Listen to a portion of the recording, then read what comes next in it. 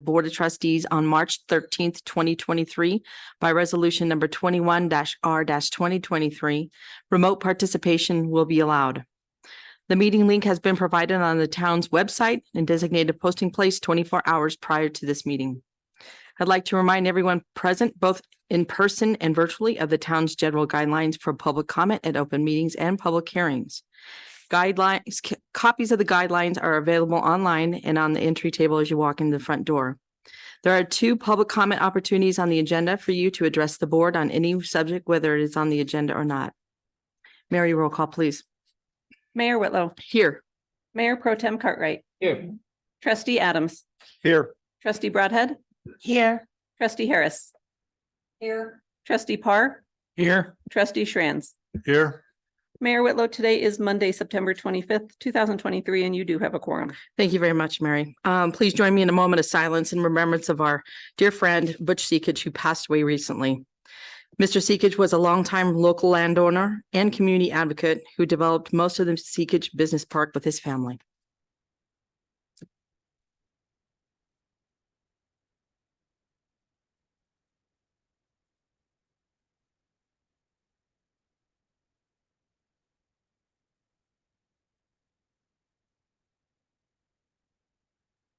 I thank you very, very much for your time tonight on that. We miss Butch already.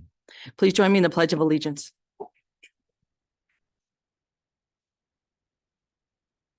I pledge allegiance to the flag of the United States of America and to the republic for which it stands, one nation, under God, indivisible, with liberty and justice for all.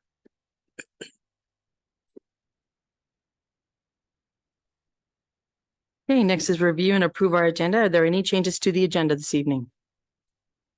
Okay, may I have a motion to approve the agenda? I make a motion to approve the agenda as is. Second. Thank you very much. Roll call, please. Trustee Parr. Yes. Trustee Adams. Yes. Trustee Broadhead. Yes. Mayor Pro Tem Cartwright. Yes. Trustee Schranz. Yes. Trustee Harris. Yes. Mayor Whitlow. Yes. Thank you. Thank you. Motion carries. We have an agenda for this evening. Next will be our staff report by our town manager. Ma'am, you have the floor. And trustees, you have my report. There are a couple things I just wanted to point out. Today, Mary forwarded an email to you all that on Wednesday, this Wednesday at 4:00 in Loveland is the district meeting for CML. And en route, they're going to stop by. I guess they do this when they have the meetings up here, and hope to take a picture of any trustees and mayor if you would be available at 2:45. I believe they're going to be at 1:45. So it probably won't be exact because of traffic, but just something to make you all aware of. And then that meeting's at 4.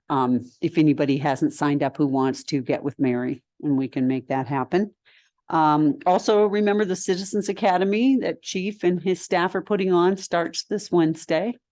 So that's pretty exciting. He's got 14 people now. One person dropped out. So that's great participation. We're real excited for that. Another thing I just wanted to mention that you probably saw in the report, but they did a lockdown at the high school with the SROs and the command staff, just to practice, a drill, which I think is really good. Chief and his staff are also working on, we will be working with the board on any emergency procedures that we would have in here as well. So that'll be coming hopefully this fall. So we'll be doing that. And then finally, I did want to ask Chief to address this flock camera issue, just so everybody understands. I don't think personally I did a good job of explaining it to the board before they came to be, but I think Chief can mention where they're used and one of the subdivisions that decided to buy their own. So, Chief.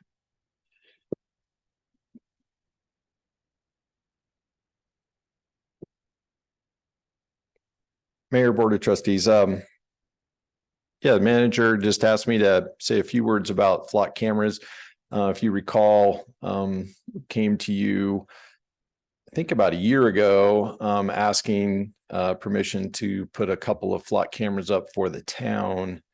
We wanted to put those out in the Seekage Business Park area for better documentation, and hopefully some evidence for us to follow up on for crimes that were occurring out there. And so there are 2 of those cameras out there right off of Highway 66 and Mead Street on either the north or south side. So any vehicles going north towards 7-Eleven, Conoco, and in that area, go past the camera, and then to the south, any of those entering on Pacific Circle towards Come and Go, or any of the businesses, Tractor Supply, or any of those businesses down there, go past the camera there. What the camera does is take a photograph of the vehicle, and there has software that identifies the license plate. It then runs the license plate through CCIC computer. If there's an alert attached to that plate that an officer would normally get from running the license plate, that does come through the flock system to law enforcement. So officers are alerted of the picture of the vehicle, the license plate, and what the alert is. So that is sort of how the system functions in real time. And then also, if there's a theft or something that's reported later, and there's a description of a vehicle given, the officers can run that description of the vehicle through the system and get possible associated hits or associated vehicles by utilizing it in that fashion. Anytime the officers enter the system and search for a vehicle, they're required to make a notation. Typically, it's a case number, incident number, something for us that ties it to a CAD incident, that we can go back, and if the question's asked, why was the officer running that, searching for that vehicle, looking for that information, it's tied to a dispatch call, and can be tracked that way.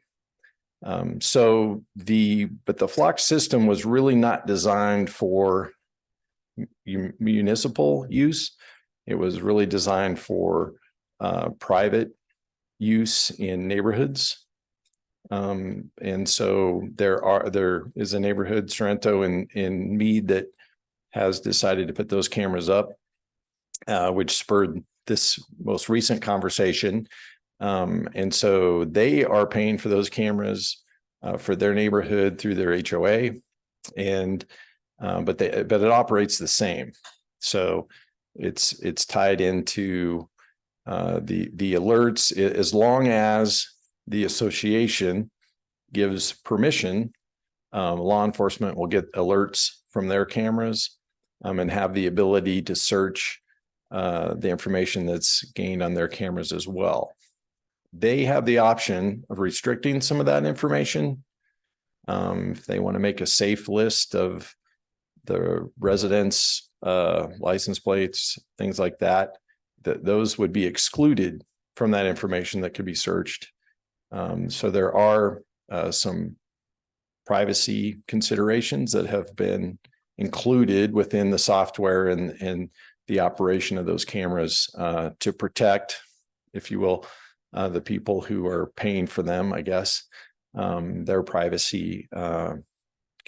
But typically officers wouldn't even pull up information about them unless they happen to own a vehicle that was similar in description to maybe a vehicle that the officers are looking for, that type of thing. So hopefully that sort of clarifies how those are utilized, how they operate. We do have some policies about, for officers, obviously requiring them to document anytime they're in there searching for a vehicle, that type of thing. Somewhat similar to facial recognition, kind of on the same thing. Has to be a legitimate reason for going in and utilizing it. The other thing officers can do in that system is add a license plate, a suspect vehicle, someone they're looking for. it's called a hot list, and they can put those license plates in the flock system and then get a real-time alert if that vehicle goes by a camera. And that network of cameras is expanding quickly across the state. So there were a few cameras in Johnstown, a few cameras in metro area. Now it really ranges up and down the Front Range. It's getting pretty good coverage. So I think the utilization of it will probably increase, and probably the effectiveness of it will increase as time goes by. I know State Patrol and Weld County are in the process of some fairly significant deployments. Last I heard, State Patrols was still held up on the legal end. And Weld County is waiting for a grant, I think, to come through. But at this time, it looks like both of those will likely occur in the near future, which will significantly increase that network of license plate reader cameras around the state and in Weld County. So hopefully that answers any questions. I'm happy to answer any specific questions, but just since it came up, we thought it might be good time just for a refresher on how those work. Just a quick question. If somebody is in the safe list, does that prevent you from being able to identify a stolen vehicle if another flock camera catches?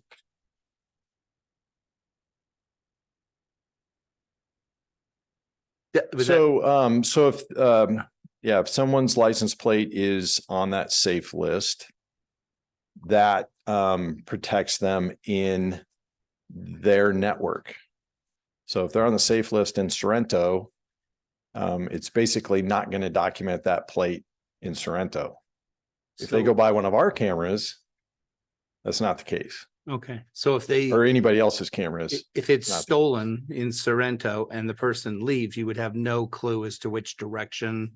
You wouldn't really have any way to track that vehicle once it left the. That's my understanding. If it's on the safe list, it would not be documented Okay, or retrievable. That's the way I understand how that works. that Yep. doesn't sound like a good idea. Putting people So on the safe list. that's, yeah. It's really Yeah, but kind of it's up to defeats the purpose of having the. So I guess at that point you make a decision whether your privacy about coming and going is more important than having that information available if something happens and that involves your vehicle. Yeah. Doesn't affect the Ring cameras though, so you still have 26 or 20 opportunities. Thank you. Thanks, Chief. Thank you. Thanks. Anything else, Helen? No, that's all. Does anybody have any questions for Helen on her report? Okay, thanks for your time. Appreciate it. Thanks, Chief. All right, next is our first informational item of the night, our compensation 2023 study, and Helen's going to introduce this to us tonight.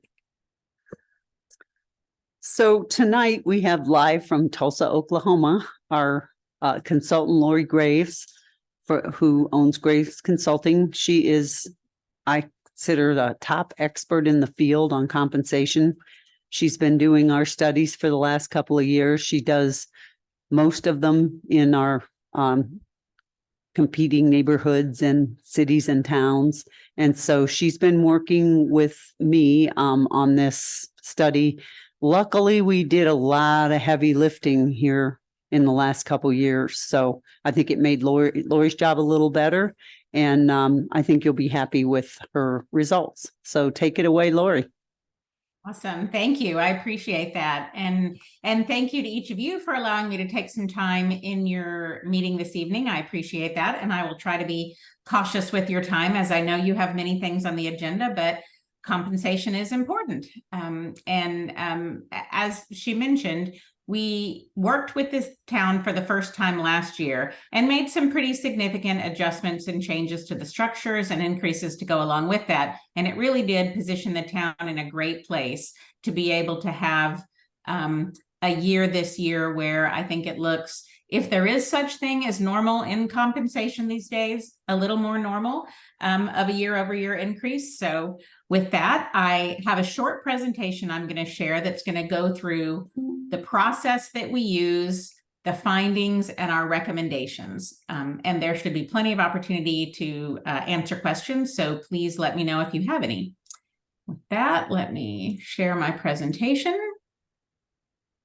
All right, hopefully you can see that. So again, we're here to talk about the compensation study results done this year for implementation at the beginning of 2024. Graves Consulting is a human resource consulting firm that specializes in working with the municipal sector, in the public sector. Probably 85% of our client base are public sector, cities, towns, counties, and the vast majority of those are in Colorado, in and around Denver, Boulder, and northern Colorado. So we are very familiar not only with the types of positions that exist in the town, but really also with the labor market that you compete in. We have what I like to say, small but mighty team that is all pretty singularly focused and working in public sector type of work. We have one consultant that works a little more heavily with nonprofits and foundations, but the vast majority of us work in the public sector, frankly, because we enjoy it. I enjoy public sector much more than private sector. I like working for and with people who are working for their communities. So appreciate the opportunity to work with the town. The comp study, as is probably not a surprise, right? It's clearly the intent of doing this work on a regular basis to ensure that the town can continue to recruit and retain the resources that you need. And one of the primary ways that you do that is to ensure that your pay is competitive to the external market. So the focus of what we do is really on that. Most of what we're going to be talking about are going to be adjustments to base pay, looking at that as compared to the local marketplace. Now, while we're looking at this externally, we do also want to make sure that we maintain internal equity with the way those positions are placed on the structure. In other words, that positions of similar span and scope of responsibility are equitably placed on the structure. And we also like to ensure that the structure is built that can allow for a reasonable amount of career progression and sustainable wage growth for your employees. Because again, one of the things we know about public sector and that we love is that many people come and it's not just a job, but it is a career. So we want to be able to provide that progression so that you can retain the employees you've got as they grow through their career. And our scope within that intention is to gather current valid compensation data from survey sources that reflect the town's labor market. And we'll talk a little more specifically about what that looks like. And then to use that data to provide recommendations for adjustments that might need to be made to your pay structure, overall pay increases for employees to make sure they're keeping pace with market, and then various forms of additional analysis. So just as an overview, the deliverables that we have, we start by ensuring that we understand current state. Obviously, when we worked with the town last year for this first time, we spent quite a bit of time here, making sure we understood everything, all of the positions, the org charts, the job descriptions, how everything is classified, where people sit within their ranges. And we review that at the beginning when each time we do a market update to just make sure we're current on changes that might have transpired over the prior year. We then look at the defined market, which is really just the list of other public sector organizations that we identified last year that we believe are representative of the labor market that you compete in. So we look at that to ensure that that's still valid and there aren't changes that need to be made. Once we've done that, then we do pull existing wage survey data, primarily from two sources. We use the Employers Council and we use Colorado Municipal League. You're probably familiar with both, right? Membership-based organizations that have heavy membership within public sector in Colorado. That's our primary data sources for this. Using that data, we then recommend updates to the town's pay structures and placement of the positions on the structure, knowing that there are usually going to be a handful of positions that have moved a little bit quicker in the marketplace than others, and they might need to be upgraded from one grade to another. So we're looking specifically at that as well. And once we've done that, we provide a financial impact analysis that shows what the cost of implementing those changes would be. Again, we take a look at internal equity. We look for areas where there might be pay compression concerns. And then we talk about ongoing maintenance. The defined market. So if you recall last year, we proposed a defined market for the town that I think was very similar to what you had been using for several years prior. And that market was really made up of the majority of the public sector organizations that are in the Denver-Boulder area and the Northern Colorado region, right? Employers Council breaks up their member organizations into those regions. So we pulled Denver-Boulder and Northern Colorado.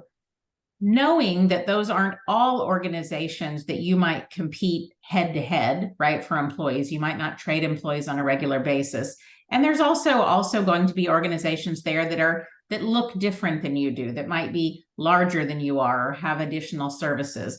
But our goal is to create a large enough group that we end up with statistically valid numbers for each of the jobs we're trying to benchmark, right? If we were to just look at a small sampling of those that are close or those that are set up similarly, I don't think we would get as accurate of a viewpoint. So we look at a large data set, and then obviously we make adjustments where we know that that needs to be done, right? Looking at that for this year, we still feel that the list is appropriate and we're not recommending any changes. Just as a reminder, this is the group of, again, municipal public sector organizations that are included in the town's defined market, meaning from those data sources that we talked about, Employers Council and Colorado Municipal League, these are the organizations that we're going to be pulling data on what their employees in jobs similar to yours are making.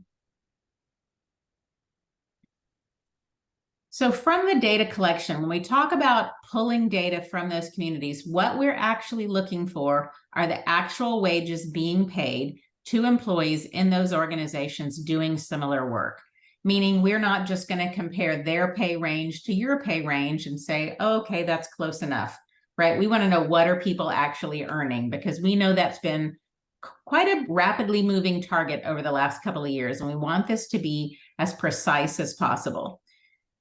Once we have that, based on our understanding of how those positions are organized at the town, what those expectations are, we then scrub the results and make any adjustments that we feel like need to be made to account for uniqueness that might exist in some of your positions, right? Things like you might have a position that looks very similar to one in the survey, but you might have a higher certification requirement, or you might have a role that is blended, two separate jobs blended into one, that we need to make sure we account for all of the skill set you're asking that person to have, right? Doing that, we match all of the town's positions to those data sources. Then we take that market average and we age it forward, because what we're building or what we're recommending are pay structures and pay increases that will be in place in 2024. But we're using data that was gathered many, many months ago, and in some cases more than a year ago. And we know the market continued to move since that data was gathered. So we age that data forward to reflect that. Aging it forward simply means increasing it by a set percentage. So right now, the town currently has two pay structures. One general government structure, which is where the majority of the town's positions sit. And then there is a separate pay structure, a step plan for the police sworn non-exempt positions.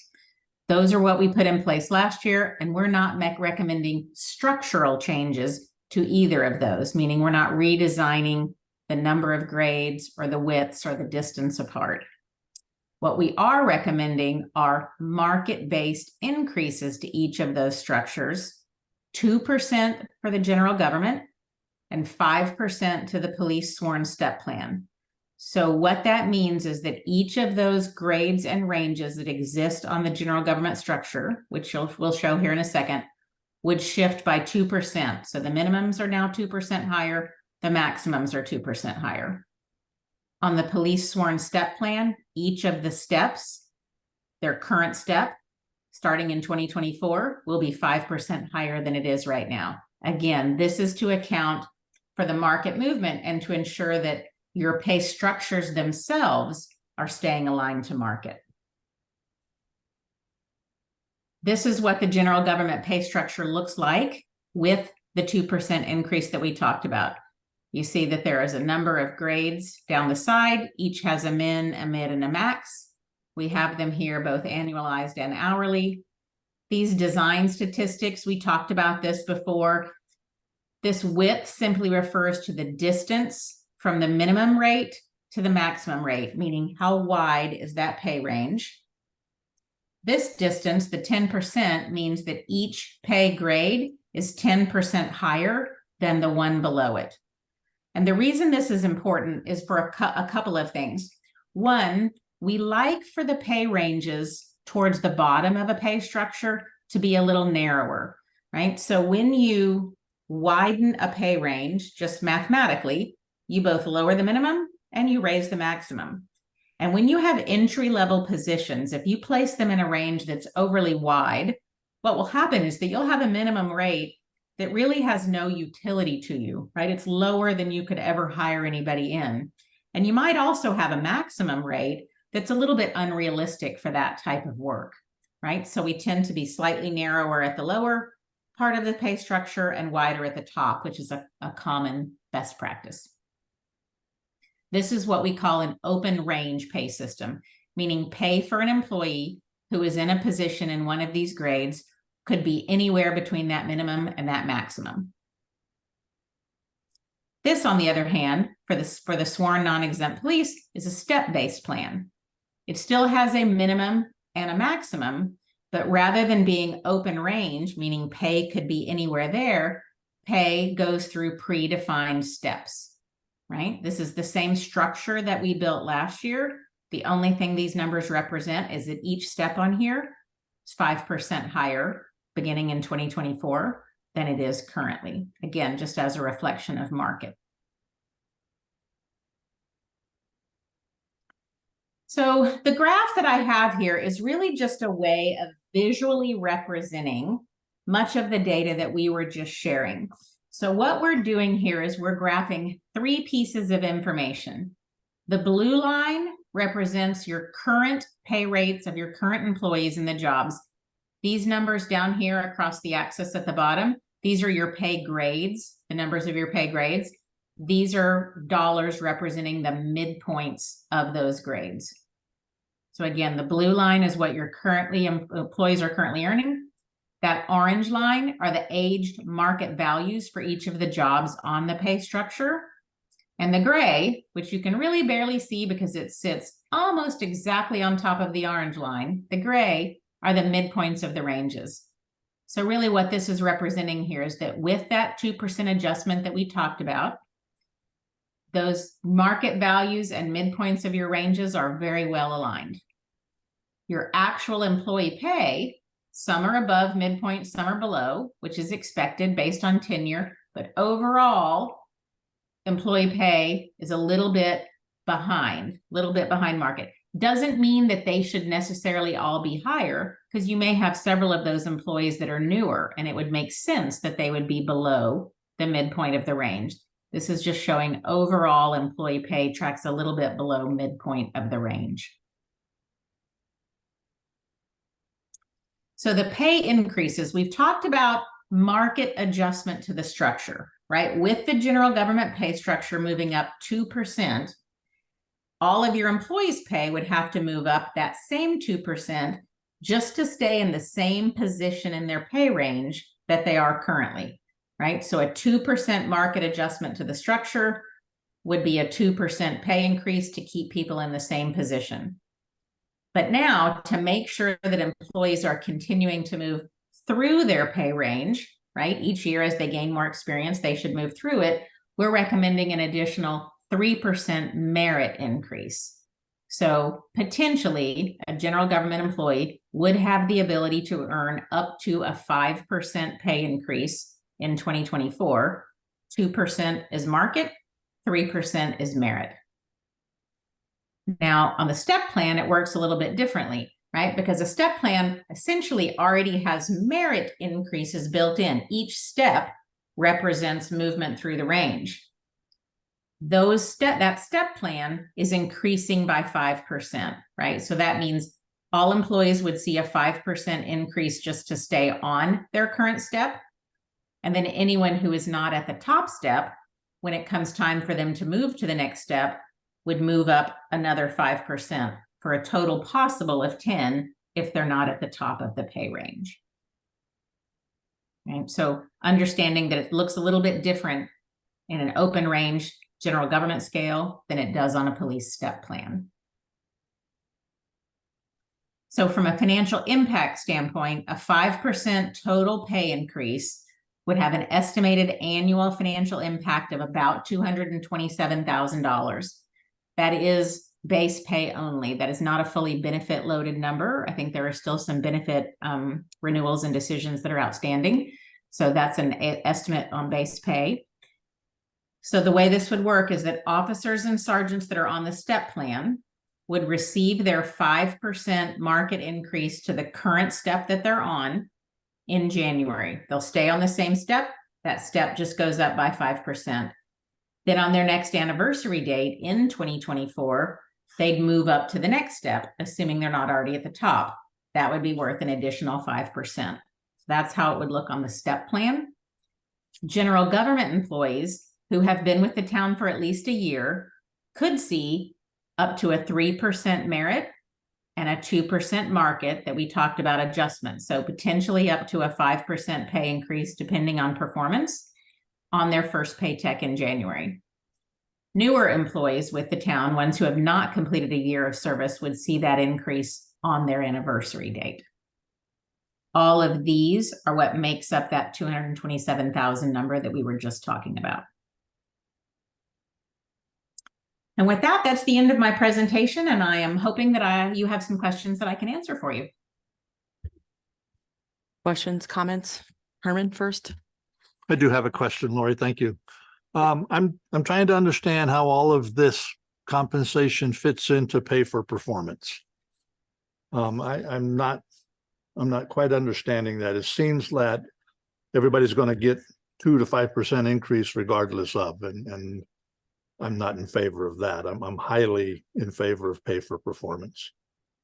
It's a great question, and I'll probably start this, and Helen, you may want to join in on some of this. So the market increase that we talked about, 2% to the general government structure and 5% to the police step plan, that market increase would be regardless of performance. That is simply just to keep pace with market. The additional 3% merit increase, that is the piece that is variable based on performance. So assuming an employee was not performing as well as you would like them to, they might see 1%, 2%, they might see 0, depending on how their performance has been. The 2% would be the bottom because that's the market. Now, that's general government. On a police step plan, the 5% market increase that simply increases the current step they're on, again, that's market. Movement to the next step, and if Chief is still there, you can correct me if I'm wrong, but in almost all of the municipalities I work with, movement to the next step is contingent upon not just another year of service, but also successful performance for that year of service. So it's kind of a pass-fail. You get your next step or you don't based on performance. Helen, you might. So what I'm hearing you say is that I could have an employee who's performing at a below standard rate and they will still get 2%. Well, that would be the case unless that employee is actually, and again, this is how it works in most of the organizations I work with. I don't know that I know this specifically for Mead. Typically, if an employee is on a performance improvement plan, if someone has determined that what their performance is not just not going well, but it's actually below required expectations, they would be on a performance improvement plan.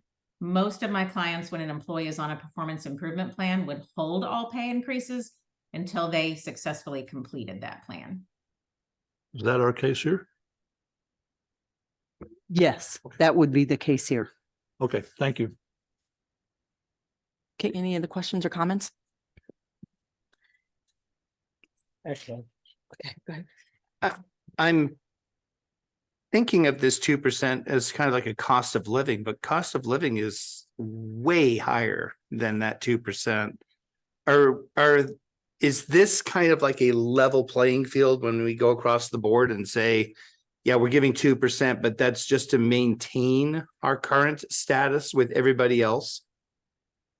Yeah, it is that. What I would say is that I don't like to use the phrase cost of living when it comes to pay. I know it's been a very common language that's been used for many years, but pay has really never tracked cost of living, because if it did, right, we'd have been seeing 18, 20% pay increases over the last couple of years.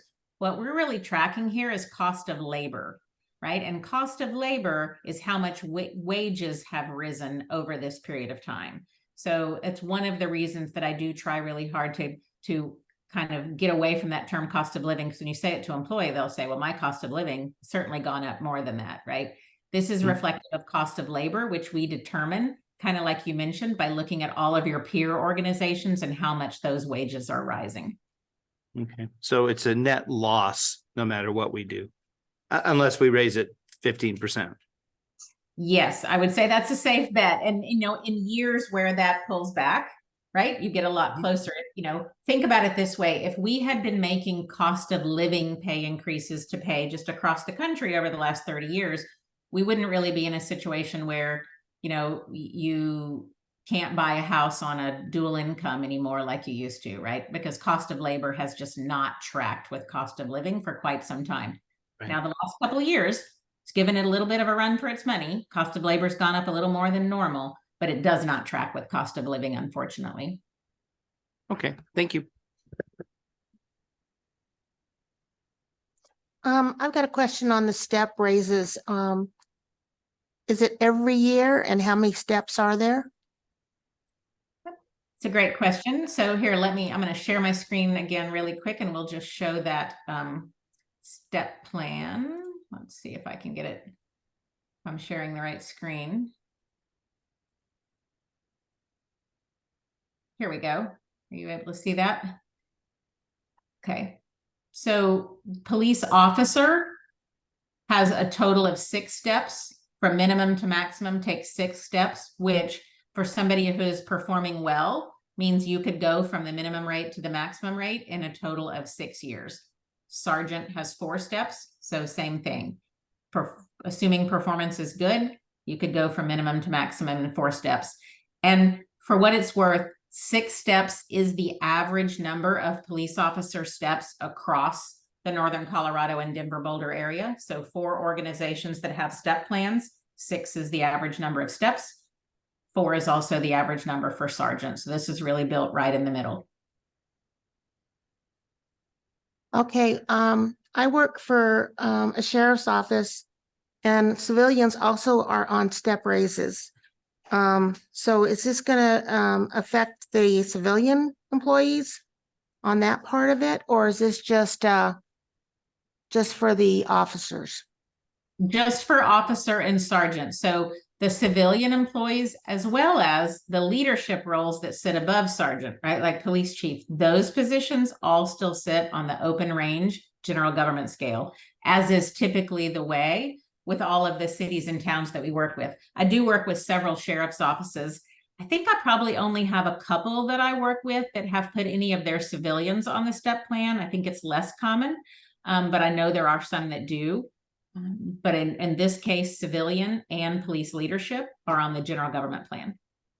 Okay, because Weld County is on the step plan for civilians. Okay. Thanks, Deb.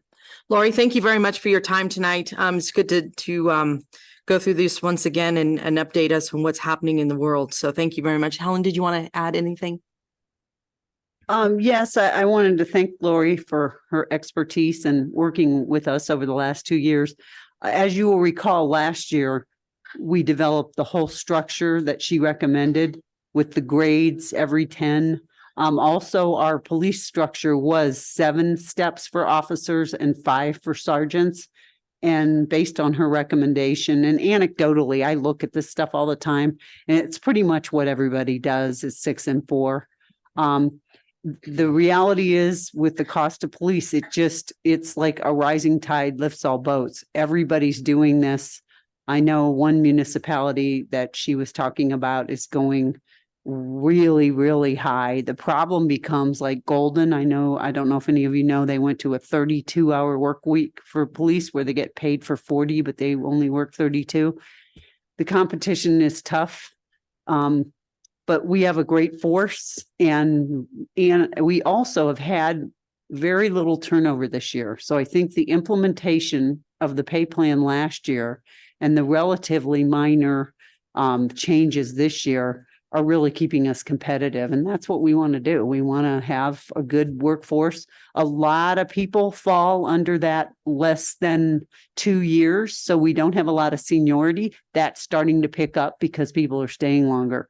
The cost of turnover is high. So I think we can absorb the raises because you get a few openings and it raises overtime, it raises stress on the organization, and it's expensive to replace. So our next steps would be to take this and put it into a resolution that we'll bring back for you to see, where we actually put all the positions in and for your consideration. Thanks, Helen. Thanks, Lori, again from Arizona. All right, awesome. Thank you. All right, take care. Thank you very much. Bye. All right, next is our 2022 audit financial statements, and Lorraine Trotter is here from Professional Management Solutions to introduce Sam tonight. Okay. Hi, Lorraine. I just wanted to make sure that I got the microphone on correctly and stuff for Sam. So, but Sam Helwig is from Clifton Larson Allen. They have done our audit for 3 years running, and Sam has been here and he's going to present for you again tonight. Thanks. Thank you. Good evening. Hi, Sam.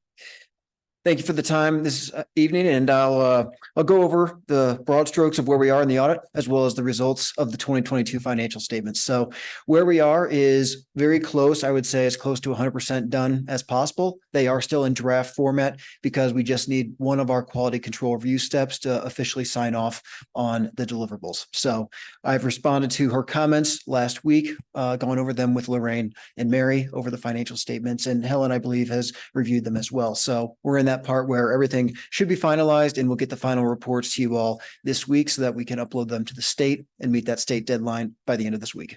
All right. So overall, the independent auditors report, it is in draft format, but this will not change by the end of this week. Our opinions are clean or unmodified opinions over the financial statements. That is the government-wide activities, the business type activities, each major fund, and the aggregate remaining fund information. So what that means is that we obtained reasonable assurance that the financial statements referred to above were materially, factually correct and accurate. So it's been a long process. I want to step back and just say thank you to the town for its patience, as well as all the hard work by Lorraine and Mary and the team getting us all the information, the back and forth. We did on-site field work as well as remote field work getting to this point, and to the point where we are now here issuing the opinions this week.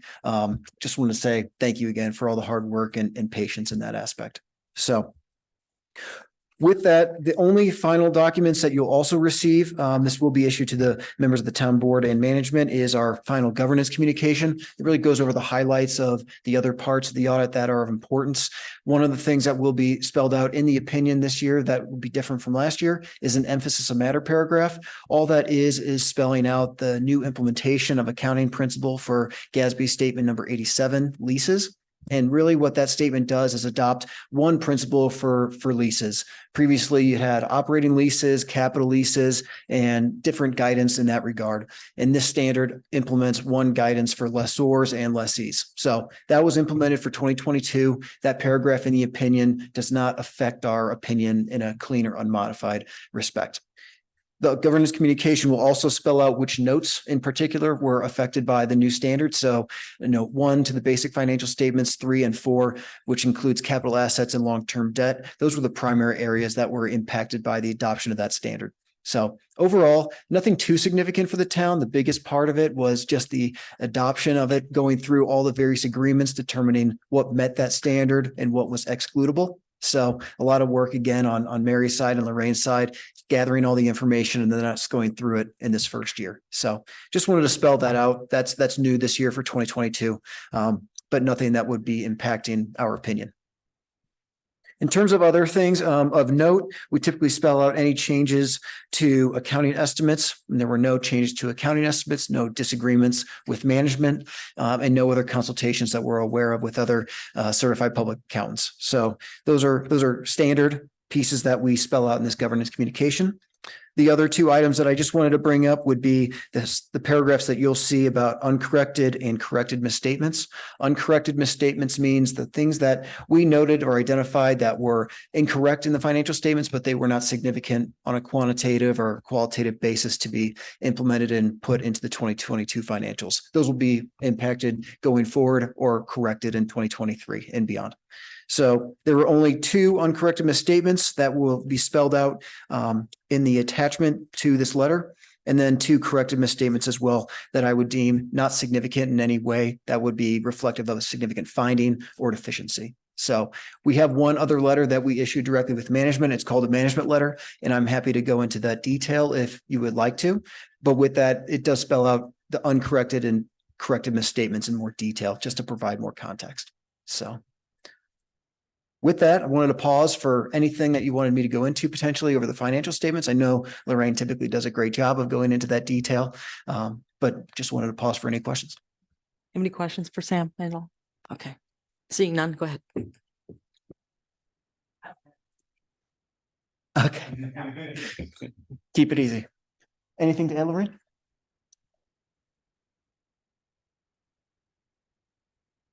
Thank you, Sam. Does the board have the financial statement draft to review? Okay, perhaps we should do that at another meeting then, since they don't have anything to look at while I speak. Okay, because we'll be getting that once you finish. Yeah, I think it would be prudent for us to have that discussion once we have it.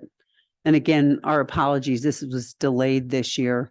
We just ran into some issues getting all the information reconciled. So I feel happy that our finances are good, but we haven't been able to get our hands on that final draft. So we'll get that to you, and then we'll have Lorraine walk through any questions you might have.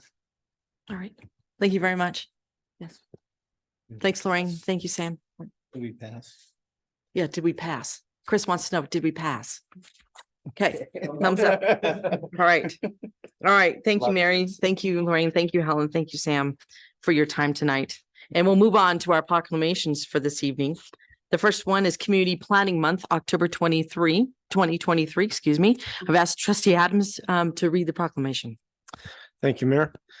Community Planning Month, October 2023, whereas change is constant and affects all cities, towns, suburbs, counties, boroughs, townships, rural and other areas and other places. And whereas community planning and plan can help manage this change in a way that provides better choices for people on how they work and live.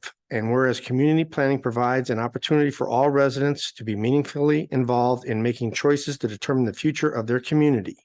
And whereas the fullest benefits of planning requires public officials, citizens who understand, support, and demand excellence in planning and plan implementation. And whereas the month of October is designated as National Community Planning Month throughout the United States of America and its territories. And whereas a celebration of National Community Planning Month gives us the opportunity to publicly recognize the participation and dedication of the members of the Planning Commission and other citizen planners who have contributed their time and expertise to the improvement of the town of Mead. And whereas we recognize the many valuable contributions made by professionals, community, and regional planners of the town of Mead, and extend our heartfelt thanks for the continued commitment to public service by these professionals. Now, therefore, be it resolved that the month of October 2023 is hereby designated as Community Planning Month in Mead, Colorado, in conjunction with the celebration of National Community Planning Month. Given under my hand and seal of the town of Mead, Colorado, this day, the 25th of September, 2023, Colleen G. Whitlow, Mayor. Thank you very much for reading it. Is there a motion to approve the signing of this proclamation? I'll make the motion to approve the signing of the proclamation. I second. Thank you very much. Motion, Mary, a roll call, please. Trustee Shranz, Yes. trustee Broadhead, Yes. trustee Park, Yes. trustee Harris, Yes. trustee Adams, Yes. Mayor Pro Tem Cartwright, Yes. Mayor Whitlow. Yes. Thank you. Motion carries. And I understand we have some cake tonight. And let's celebrate after our meeting with our planners, Jason and Colin, who are in the room. So thank you very much. All right, next is our Cybersecurity Awareness Month for October 2023. I've asked Mayor Pro Tem Cartwright to read the proclamation. Cybersecurity Awareness Month, October 2023. Whereas the town of Mead staff maintains a high priority on identifying and protecting town and residents' information. And whereas technology plays an increasingly significant role in many aspects of our daily lives, provides crucial support for the critical infrastructure sectors, such that the rise in malicious cyber attacks, ransomware, and other cyber crimes across the United States have serious impact on our national security and economy. And whereas 2023 marks the 20th annual Cybersecurity Awareness Month, since 2004, the President of the United States and Congress have declared the month of October to be a dedicated month for the public and private sectors and tribal communities to work together to raise awareness about the importance of cybersecurity.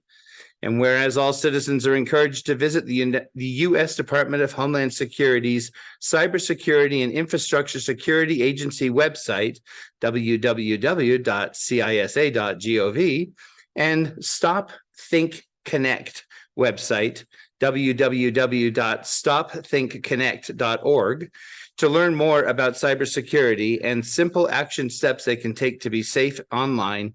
And whereas the Town of Mead Board of Trustees encourages everyone to take a proactive approach in protecting their identity and their assets online, now, therefore, be it resolved that the month of October 2023 is hereby designated as Cybersecurity Awareness Month in Mead, Colorado, given under the hand and seal of the Town of Mead, Colorado, the 25th day of September 2023 by Colleen G. Whitlow, Mayor. Thank you for reading the proclamation. Is there a motion to approve the signing of this proclamation? I make a motion to approve the proclamation. Second. Thank you. Roll call, please, Mary. Mayor Pro Tem Cartwright, Yes. trustee Adams, Yes. trustee Broadhead, Yes. trustee Shranz, Yes. trustee Parr, Yes. trustee Harris, Yes. Mayor Whitlow. Yes. you. Thank you very much. Motion carries. Next, we'll move on to our public comment. The board welcomes public comment for any item, whether it is on the agenda or not. The board will listen to your comments and take them into consideration. If you desire conversation, please email the board or the town manager or attend the monthly coffee with the mayor. If you wish to speak during this public comment period, please adhere to the town's general guidelines. Please start by stating your full name and address for the record. Each speaker will have 3 minutes to address the Board of Trustees. If you're representing a group, you will have 5 minutes. If you wish to address the board, please indicate by raising your hand. Is there anyone here in the room that would like to address the board? Okay. Is there anybody with us virtually that would like to speak to the Board of Trustees tonight? Okay, we'll move on to our consent agenda. The consent agenda contains items which are considered routine and are approved with one motion and vote. Is there a motion to approve the consent agenda? I'll motion to approve the consent agenda. Second. Thank you. Any discussion? Roll call, please, Mary. Trustee Broadhead, Yes. trustee Harris, Yes. trustee Parr, Yes. trustee Shranz, Yes. Mayor Pro Tem Cartwright, Yes. trustee Adams, Yes. Mayor Whitlow. Yes. Thank you very much. Motion carries. Thank you, staff, for putting this together for us tonight. We appreciate your time on it. Next, we'll move on to our public hearing at 34-9.5 Metropolitan District Amendment of Service Plan. This public hearing will be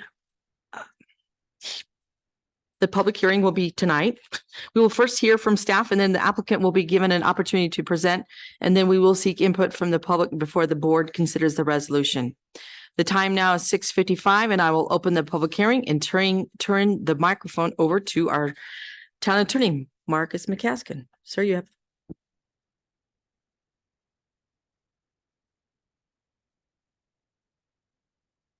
Automatically on? It is now. Okay. Great. Well, again, thank you all. Mayor, as you pointed out, this is a public hearing item this evening. So as part of the packet, there is a publisher's affidavit that is included, as well as a certificate of mailing that was provided by the applicant, which in this case is the board of directors of the 34-9.5 Metropolitan District. We have a couple of representatives of the district that have joined us this evening. In the second row, not the front row, but in the second row over there, we have Jennifer Ivy. Jennifer is General Counsel to the 34.5 Metropolitan District, and I believe her associate Carly Ogden may be joining us online as well. They are both with the law firm of Eisnagel Seaver Pogue in Denver. Also, just to Jennifer's left is Michael Lund. Michael Lund is an underwriter with Piper Sandler, and he's with the firm that put together the revised financial plan that is an attachment to the service plan amendment. So just to give you a little bit of background in terms of why the district is here as the applicant requesting this service plan amendment. As you may remember, a few years ago, a project called the Radderink Mixed Use Development was before the board. This property is generally located east of I-25, north of County Road 34. There is a vicinity map that highlights the boundaries of the district that's included at the top of page 134 of your packet. Because this is a public hearing item and you do have the publisher's affidavit and the certificate of mailing in your packet, you do have jurisdiction to consider the approval or conditional approval of this service plan amendment this evening. In a minute, I will just turn the presentation over to Jennifer and Michael so that they can walk through the specific request. But let me just summarize by saying that the main requests that the board of directors of the district are making are twofold. One is to increase the maximum debt authorization that is set forth in the service plan from $12.5 million approximately to $32.3 million. That's based on construction cost increases and other factors that I'm sure the applicant will go into detail on. And then also, this service plan amendment is replacing two documents that are attached to the service plan. One would be the capital plan, which is the list of all the public improvements that the district is anticipated to finance and the associated costs associated with all of those public improvements. Secondly, they're replacing the plan of finance as well. The other main component of this service plan amendment is that the applicant is requesting to actually decrease the maximum aggregate mill levy that can be imposed on future end users or taxpayers within the district. Currently, the service plan allows for a maximum aggregate mill levy of 55 mills that can be adjusted for changes in the way that the state calculates the assessed value of property. They are requesting that maximum aggregate mill levy be reduced to 45 mills, subject to future adjustment. The main regional improvements that this district is anticipated to finance include roadway improvements to County Road 34, as well as 9.5. Or the parallel arterial project, as it's often referred to. The revised capital plan that was received this afternoon estimates total public improvements of approximately $22.6 million. That's broken down as follows. The Weld County Road 34 roadway improvements total approximately $5.05 million. The Weld County Road storm sewer and related utility relocation improvements total $7.9 million. Weld County Road 9.5 improvements total approximately $5.4 million. And the County Road 9.5 storm and utility relocation improvements total approximately 4.1. Again, that totals $22.6 million. So that's really in a nutshell, I think what ultimately the board is going to be requested to take action on today is, can the maximum debt authorization for this district be increased to assist with the funding of those offsite public improvements? And also, should the aggregate mill levy of the district be adjusted downward from 55 mills to 45 mills? Once Ms. Ivy and Mr. Lund have completed their presentation, or if you have any questions and you want to circle back with me, please do so. I'm happy to answer any questions. But at this point, maybe I'll turn it over to the applicant, unless you have questions for me right now, which I'm happy to respond to.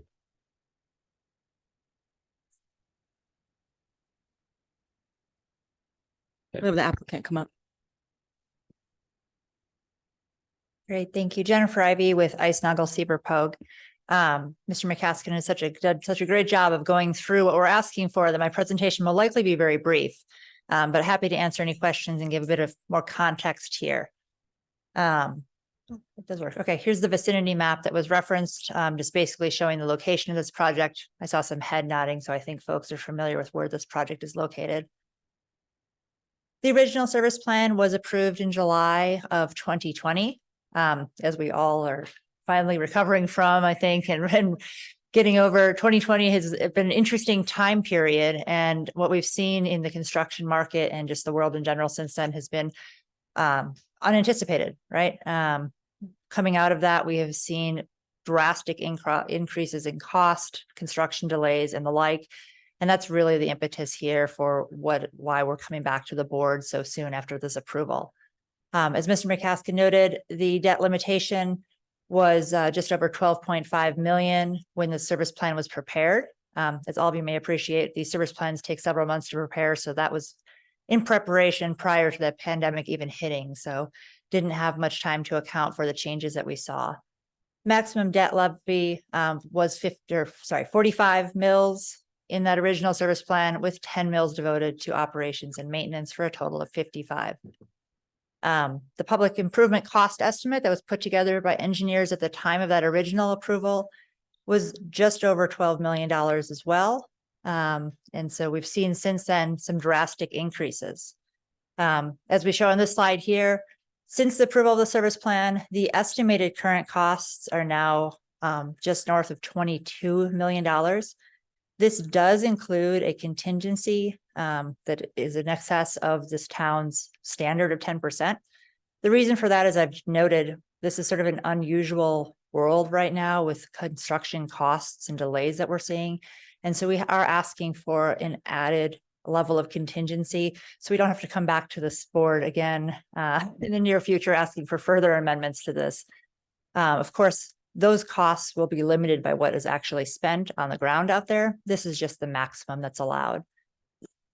As a result, commensurate with that, we're also asking for an increase in the debt limit. That debt limit also is in excess of the public improvements, again, to add a little bit of buffer so that we don't have to come back to the board every time we potentially need a service plan amendment. Again, that buffer just allows us to have some flexibility. Of course, the amount of debt that is issued would be both constrained by actual costs and the debt market at the time. So this first amendment accomplishes those things. One of the things that Mr. McCaskill didn't note is that it makes some changes to account for legislative or legal changes since the time of original approval. Since then, the Gallagher Amendment to the Constitution has been repealed. So this changes the terminology throughout the service plan to refer to mill levy adjustment. As I'm sure many of you are aware of, the legislature has been making many changes related to how mill levies and property taxes are calculated. Right now, we have Proposition HH, which will be on the ballot, which is the latest rendition of this. So this just clarifies that those type of changes are captured in what's now called a mill levy adjustment. We used to call it a Gallagher adjustment before that was repealed. Also changes the general obligation debt limit as noted, and reduces the maximum mill levies. I think that's an important factor and consistent with what this board has done in the past, when there's been sort of a deviation from that contingency amount. There has been some other commercial projects where that has been exceeded, but the mill levy has been lowered as sort of to go along with that. So that is consistent with what we've seen here in the town before. Also updates the service plan to note some legislative changes. So requires the district to maintain a website, which was added recently legislatively. The service plan will now mirror that. And also your resolution before you today would authorize the First Amendment to the district and town IGA. I would note, and Mr. McCaskill touched on it briefly, that we did submit today a revised capital plan from what you have in your packet. My apologies that that was not able to be produced prior to the packet going out. We had some communications early last week from your town attorney's office, asking us to make some additional revisions. That took a couple of days to turn around, and so that wasn't available. It doesn't change the overall number. All it does is break it down by project, which was a request of the town and consistent with your code. And so that actually has been submitted at this time.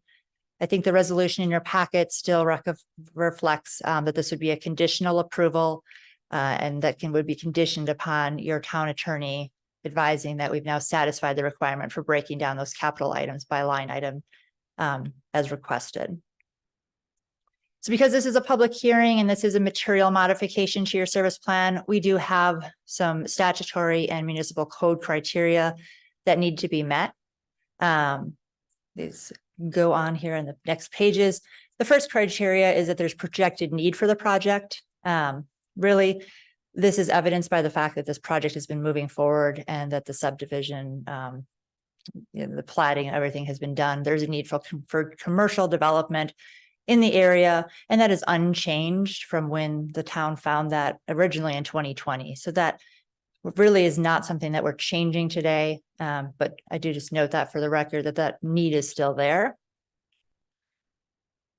There's inadequate service in the area, but for this district, these improvements to the land, the property, the adjacent roadways would not be made.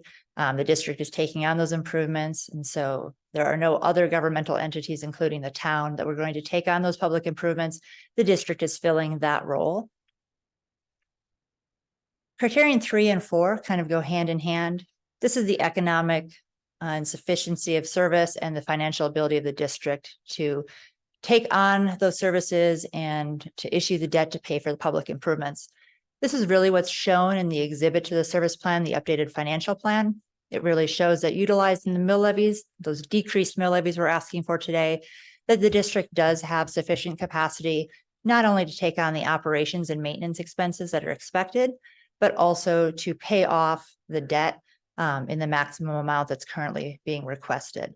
So that is shown in the financial plan. And I will tell you, I don't do math, so that's why Michael is here. If any of the trustees have any questions about the financial plan, I'm happy to bring him up to answer those questions. And last but not least, compliance with your model code.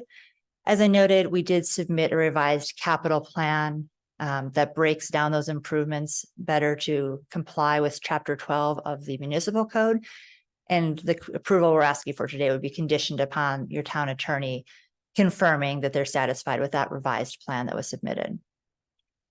So with that, I don't want to belabor the point. As I said, Mr. McCaskill did a great job of introducing this. Happy to answer any questions. Okay, well, first we'll ask the public to ask if any questions for the applicant and for our town attorney. So is there anybody with us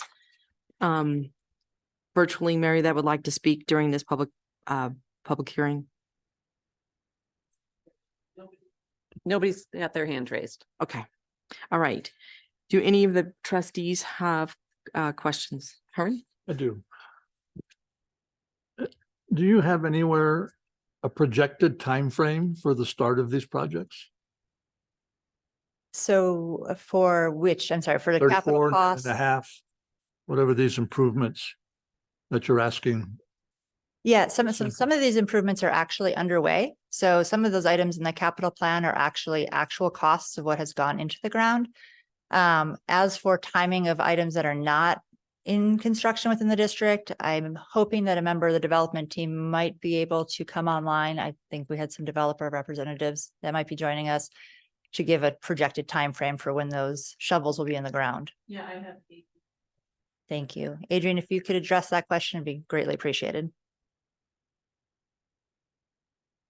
Good evening. Can you hear me? We can. Okay. Good evening, members of the board. Thank you for hearing this application for us. Just a little bit more background than Marcus and Jennifer have so wonderfully given on the project.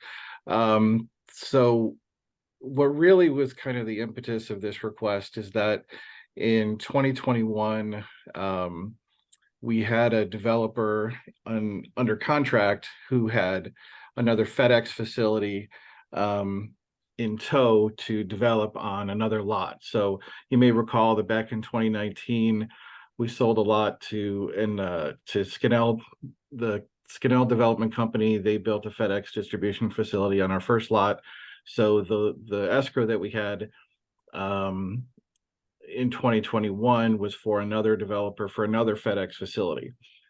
During that time, during their escrow, they were working with the town, we were working with the town, we were working with Helen extensively, and the requirements for improving 9.5 Street and WCR 34, were obviously discussed, and the requirements of the town, came forward during those discussions. Basically, with the expenses, just to cut it short, I guess, the expense of the improvements that were required were so extensive that they actually caused Suncap, the development company who had opened escrow with us, to terminate the contract in 2022. So the costs were so extensive, to Jennifer's point, the increase in costs were so extensive that they terminated this escrow. So what we've been doing is we've been working with our engineers, we've been working with the town, and we've been working with Bro, who is who's an adjacent property owner to our north and to our east, on these improvements and what could be done going forward. To the question about when we anticipate improvements to be installed, some improvements have actually been installed already. So when Skinnell built the FedEx facility on lot 1 of our project, they installed sewer and water lines and a lift station, and those were conveyed to the town a number of months ago. Forgive me, I don't remember the date. So that's already started, or that's already happened. And then what we're doing now is this is a very important piece for us to move the project forward. Because the costs are so expensive, it's really, if we did not have this increase and we did not have the district having the ability to construct these improvements, it would be extremely difficult, if not impossible, for developers to actually pencil this project and make it work. So once we have the service plan amendment in place, and with the new increases, we will continue to move forward to bring in users and what have you.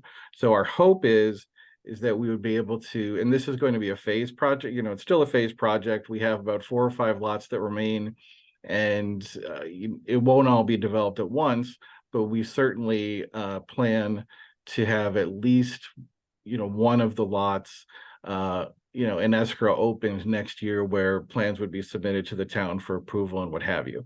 So our hope is by next year we'll have an escrow opened, and then depending on the timing for those approvals, so improvements would happen soon thereafter. I'm sorry for the long-winded explanation, but I hope that helps. It does a little bit, but not all of it. I guess my concern is that what you're telling us, and I agree with, by the way, is that you've seen a significant cost increase in the last 2 years for construction and services, things of that nature. The reason I asked the question of your projected time frame, because if you're looking at 34 and 9.5 to get started and get improved in 2 to 5 years, then I'm going to challenge you and say, are you not concerned about another construction increase in that same time frame? And are you going to be back here in 2 years wanting to raise this yet one more time? When I thank you for that, Claire, for the expansion of your question, or more detailed explanation. Really, that's why, to Jennifer's comment, that's why we added the contingency into the capital plan and into the budget. So that was really in anticipation of continued increase of costs. So our plan is to not come back to the board, because we have this contingency in place to hopefully cover all those additional costs. There are significant costs. You've more than They are. doubled the costs in 2 years. They And are. your contingency would cover yet another double hit if you were to get it. Of course, you can always go the other way, right? I mean, construction could go down. Price of lumber is coming down, so maybe the price of concrete will come down too. I don't know. I want to be optimistic that way, but it's just not, it's not realistic. Well, So anyway, you understand what my concerns are, is that have you projected far enough to take into consideration the fact that your construction costs will probably go up in the next 2 to 5 years? And that's why my question, because if you were going to start 9.5 next week, I'd be okay with that. But it doesn't sound like you're going to be doing those things in the relatively near future. No, not next week, as far as I'm aware. But that is why we have the higher contingency amount. Standard, I believe, in town code is 10%. I believe we have 25%. I don't have the numbers in front of me right at the second, but 25% is what we built into this capital plan.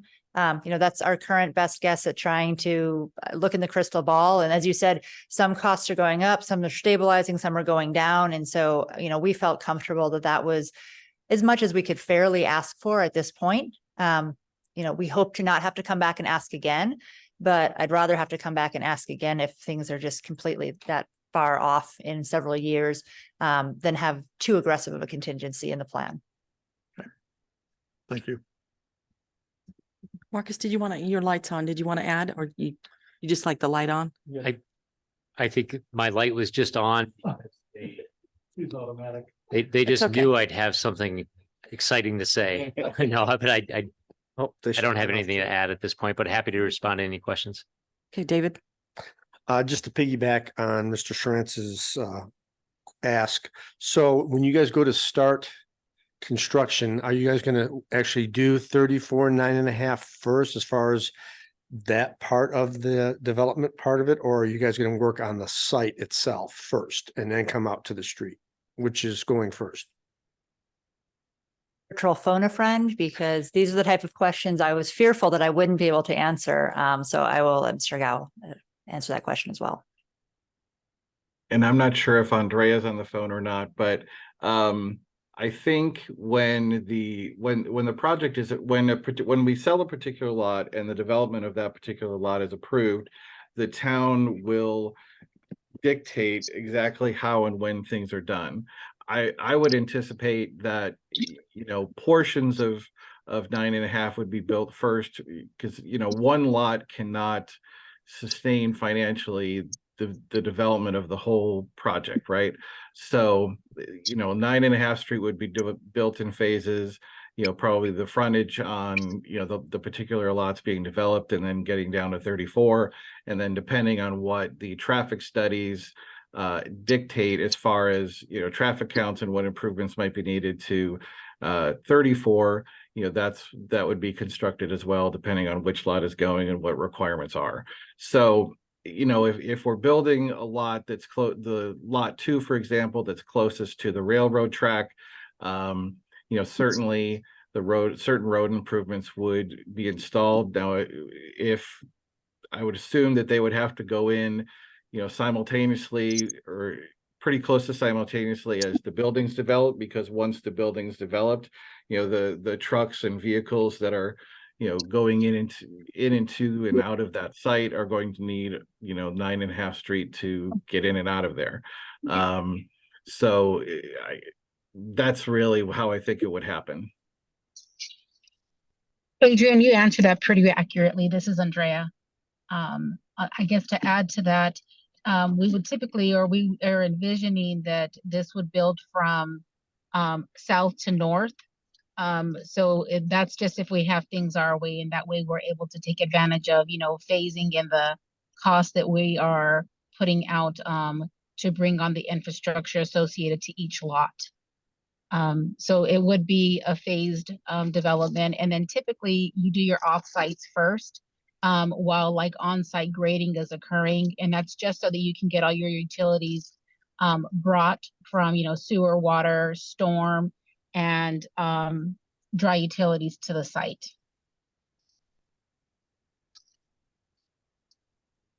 Yep.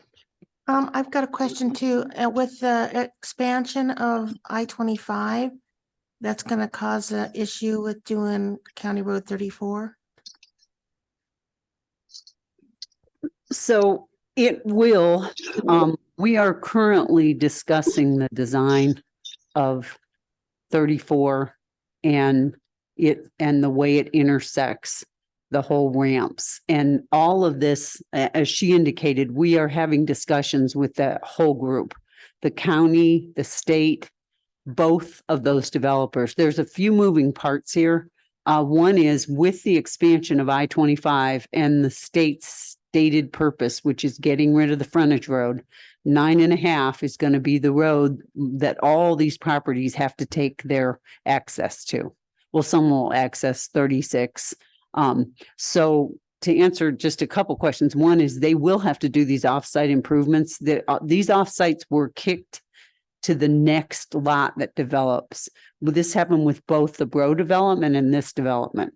They both were able to develop one parcel before they had to kick in these really heavy duty construction activities.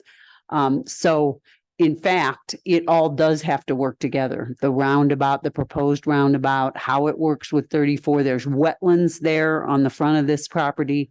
So it's, and the 22 million, I dare say, is probably not going to be enough, and the developer's going to have to kick in more money. Remember, metro districts are not all inclusive. They don't necessarily fund all improvements on a site. Often the developer has to fund quite a bit of it himself or herself. So the idea that it would grow is true, but it's also that it is very likely that there's going to be a consortium of the county, the state, the town, both developments that are going to try to push even a grant to help build 9.5. It is very expensive. It's going to be a 4-lane road.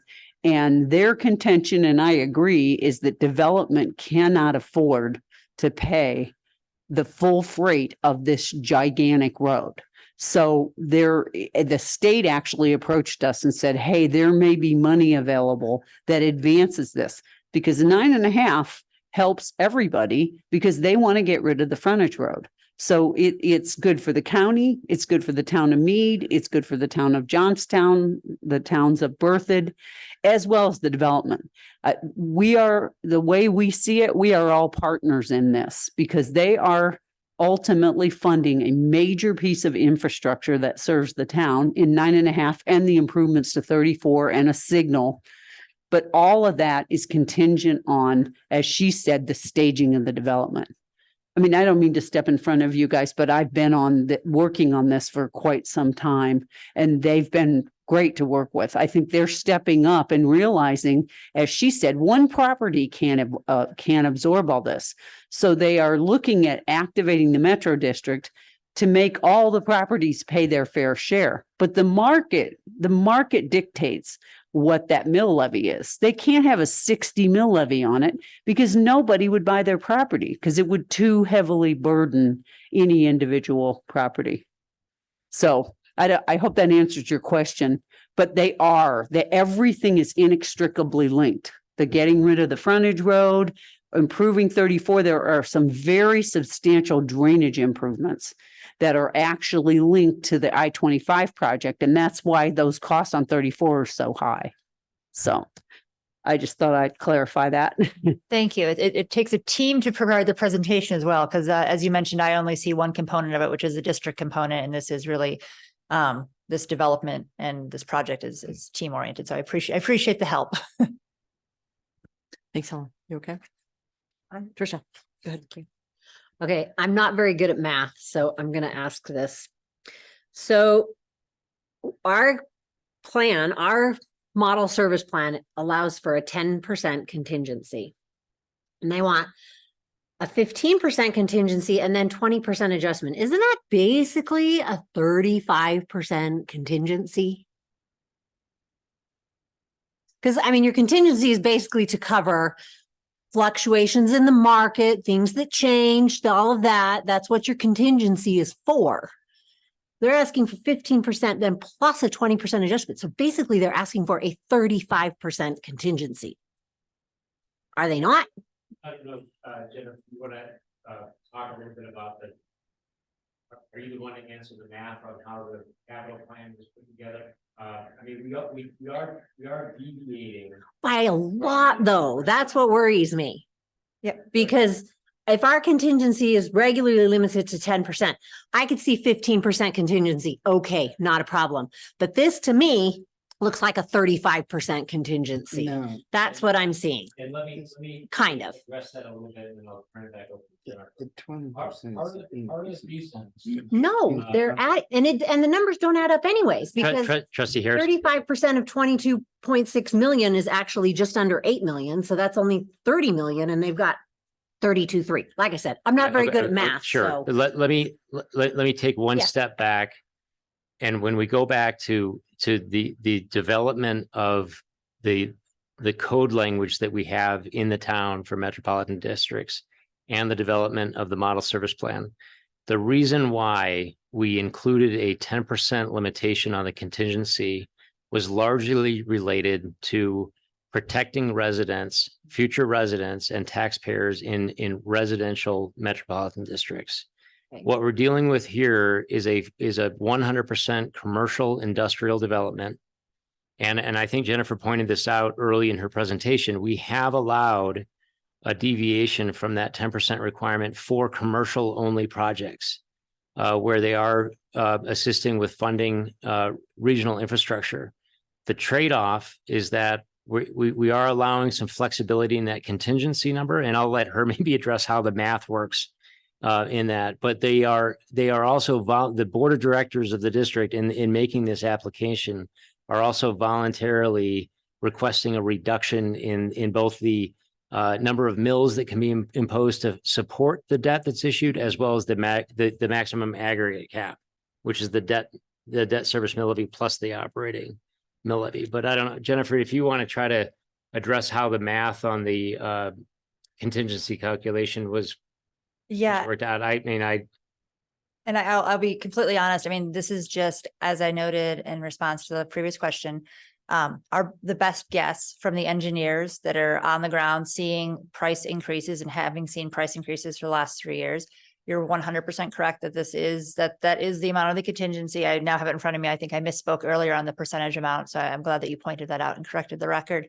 But because of the current circumstances we're in with the volatile construction market, delays, the unknowns associated with what exactly the project's going to look like, as your town manager was mentioning, there might be significant increases based on changes in the designs that are being required. So this is a bit of a moving target.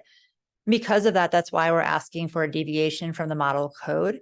As your town attorney mentioned and Mr. McCaskey mentioned, this is in line with something that the board has approved for other commercial development. So we have sophisticated mill levy payers out here. These are not residents that are going to be coming in and being surprised by the amount of taxes or the amount of construction costs that might be associated with this district. So you are correct that it is a deviation from the model code. We think it's a necessary deviation so that we don't have to come back in 6 months, in 9 months, in a year and a half, every time we get a new estimate and say, town, our last estimate was wrong. Conditions have changed. Design plans have changed. Because we limited ourselves to the 10% contingency, we're back before you today asking for yet another amendment. So that's the reason for it.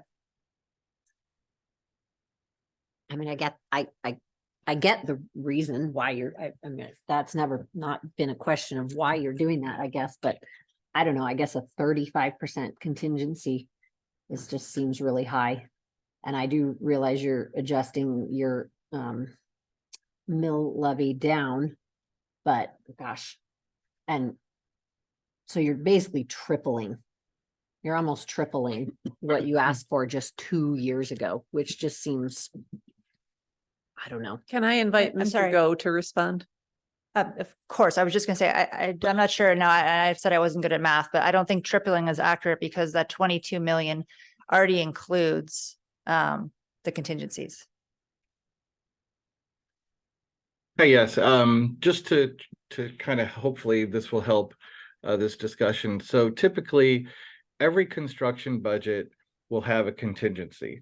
Kind of along the lines that the town currently has, a lot of construction budgets have a contingency of 10%. Now that contingency, deals with the current budget, and if the contractors come across things that were unforeseen while they're performing construction activities, and then they feel a change order is needed and a budget change is needed to address what they're currently doing. So that would be the normal contingency. And then the volatile construction market, the 20%, is to try to capture anticipated cost increases that we've been discussing and that our engineers have estimated when going through this. Andrea might be able to add a little bit more, but that's just some additional information for you. Yeah, to add on to Adrian, this is also needs to be considered that we don't have design for these plan sets yet. We do have a preliminary design done, but that doesn't mean that it's been through the town for approval, which typically you have comments to address. You'll have 2 or 3 rounds, and then you'll get to your final plan set.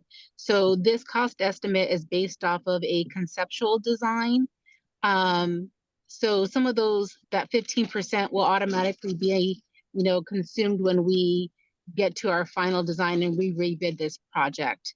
So that's kind of that construction costing too that is included in there. It's just an overall, I don't want to call it slush fund, but it gives us that contingency for the unknowns that we haven't got through because we haven't finished entitling this plan set yet. Okay, I guess I didn't ask my question very clearly. I mean, thank you for those answers. So why did the maximum debt authorization go from 12 matching the cost of public improvements? They were matching in the first service plan. They basically matched. In the second one here, you're asking for an additional $10 million on the maximum debt authorization. Why is that? Great. And If the 22 million already includes a 15% contingency or a 35% contingency, why is the maximum debt another 10 million higher? Yeah, I can maybe help answer that a little bit too. Michael Lund from Piper Sandler, and we do the investment banking for the district. Assuming this gets approved, there's capitalized interest fund as well as a reserve fund that's included in that number. So in order for us to take this out to the market, investors will want a debt service reserve fund that's typically 1 year's debt service that's set aside to protect the investors in case this slows down. And then also we'll have what we call a capitalized interest fund. So when this district right now, with no end users, the tax base is just basically land, and that's not enough to support the bonds. And so as the project builds out, those taxpayers come in, then it can support the repayment. But until they come in, the tax base just isn't there. It takes a while with the assessment cycle to that build up. So typically what we'll do is we'll set aside 3 years of interest payments. So it's sort of like another reserve that will make the first 3 years to allow that development to come on, be assessed by the assessor, and then collect property taxes. Why wasn't that in the first plan? I think when we went back and looked at this, the first plan year, right, just the par amount was exactly the project fund. And so then in that sense, the developer would have, even with that plan, would have been short a few $1 million, or they wouldn't have been able to fund all of the projects. So when we reran this one, the thought was, well, if we include those, that's why we're also going to lower the mill levy to try and manage that to fund those costs so that the developer can actually get reimbursed for what the project costs are. But the give is to try and lower the overall mill levy as well. And so I don't know if wants to add. I was just going to add a layman's answer, and Michael can kick me if I've got it wrong. But in order to actually yield the 22 million that we have in costs, you need to issue the 32 million because of the cap I, the costs of issuance, all the other costs that are involved in issuing debt and setting aside the money. To have the adequate dollars in hand to fund the project, you need to issue a greater number. Okay. So your first plan, you just didn't include that, and now you guys are. Okay. I think I can add a little bit of clarity to your question. When we first had the service plan approved with the initial capital plan of around $12 million, we did not have a developer in place who would move forward to construct, the improvements to 9.5 or 34. So at the time that we went through and our engineers estimated costs, we did not have any plan. There were no plans submitted to the town. There was no engineering that had been done. And we didn't know the requirements that the town would have as far as all the improvements that would be necessary for 9.5 and 34. So what happened then subsequent to the initial capital plan being approved by this board, we then had, as I mentioned earlier, we then had SunCap come in, and they're the ones who open escrow on lot 2 of our project. And then they began discussing with Helen and her staff to try and ascertain what improvements would actually be required. And they started those discussions, they started planning. The engineers, Kimley Horn, started preparing plans and drafting plans. And that's when they came up with kind of initial costs, and they started seeing and showing us, and to Helen's point, how expensive the improvements to 9.5 and 34 actually would be. So we really weren't able to kind of get close to what the actual costs were going to be until there was a developer actually speaking with the town and, going through those plans and going through the requirements. All right, thank you. So I'm going to try and summarize this for my own benefit. My experiences with construction plans is usually it's a 20% contingency. The difference is that most of the construction plans that I've dealt with usually start right away, which circles back all the way to my original question that says it really is based on when these projects are going to kick. If I understand the metro plans or the metro districts right, the impact is going to be to your customers, not so much the town, but it's going to impact your customers. And I think the board feels an obligation to try to protect them as much as possible. Because if your mill levies and your debt ceilings, they're the people who are going to pay it, it may impact your ability to move your project forward. Maybe you don't get enough customers. You had a pretty good whirlwind in the beginning, but it seems to have slowed down a little bit for multiple reasons, I'm sure. My concern for the town is I don't want your site to stop. I don't want you to get to some point as I can't afford to build anymore. Nobody wants to build. Here's a bunch of dead land. I don't want that. Okay. So again, it has to do with timing as far as I'm concerned.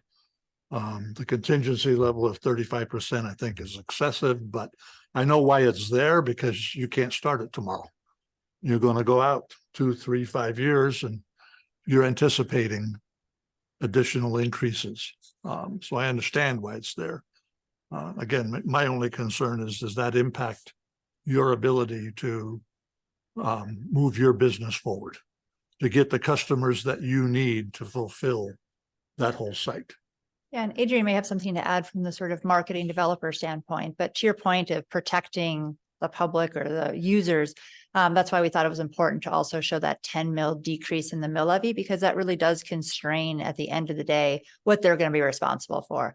So what's impressive here is that now that we have more firm numbers and a better idea of what the project looks like, we're asking for an increase in not only the capital cost estimates, but the debt authorization. We're able to show all of that is feasible with a lower mill levy. And so that is really the protection for the future users out there. Okay. All right. That's my summary. Thanks. Any other questions, comments? I just have a question for our attorney. So the new information that came from the applicant, are you in agreement with it? Well, is this on? It's on. It's on. Okay. I never know. So as Jennifer pointed out, the revised capital plan was sent over, I believe, today. I haven't had a chance to review it in detail. I do think that it likely satisfies the condition that is set forth in the resolution. So let me bring your attention to that language. So if you look on page 138 of your packet, in section 3 of the resolution, this is in sub B, number 2, it's at the bottom of that page. The district is not authorized to issue debt until the district has filed an updated revised capital plan with the town. That's the document that was submitted earlier today. I do think, based on a cursory review, that it looks like it has all of the information that I've requested. But I just will need just a little, some additional time to review that. You'll note that the way that this language is structured in the resolution, it says that once the updated capital plan has been reviewed and accepted by the town attorney shall notify the district regarding satisfaction of this condition in writing with a copy to district council of record. The updated capital plan, when finalized, shall be Exhibit A of the First Amendment. So, and actually Jennifer did make that change in the document and sent that to me today. So I do think that there's a high probability that the condition that is set forth in the resolution will be satisfied quickly. I don't think this is going to be a resolution that's going to be outstanding. I think that the engineering data and the breakdown of the costs, they did a really good job of segregating all of the costs associated with both the 9.5 improvements, both the roadway improvements, as well as the drainage and utility relocates. They did that for both 9.5 and 34 as well. So I do think that conditional would be satisfied. And if I may just add, the bottom line number did not change at all. That number is exactly the same.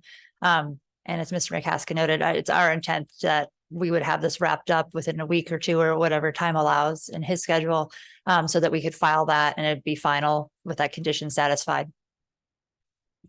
I just want to say thank you very much for clarifying all of their this whole agreement. So thank you very much. And I thank you for the people who are on the phone. If you can hear me, thank you very much for joining us tonight. We really do appreciate your time and explaining all of this the service plan to us tonight. So thank you very much. Thank you. Thank you, staff, too.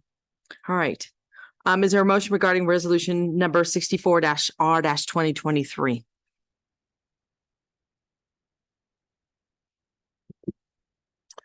I make a motion to approve resolution number 64R 2023, a resolution of the town of Mead, Colorado, approving with conditions the First Amendment and Service Plan for 34 9.5 Metropolitan District and authorizing execution of the First Amendment to the intergovernmental agreement between the town and the district with a conditional approval upon the town of Mead attorney approving the final document. Second. Roll call, please, Mary. Trustee Harris, Yes. trustee Shranz, Yes. trustee Broadhead, Yes. trustee Adams, Yes. Mayor Pro Tem Cartwright, Yes. trustee Parr, Yes. Mayor Whitlow. Yes. Thank you. Thank you. Motion carries again. Thank you very much. We do appreciate everyone's time. I will now close the public hearing and the time now is 7:44. We appreciate your time. We'll go on to our new business resolution number 65-R-2023. And I will turn over the podium to our town manager. Ma'am, you have the floor.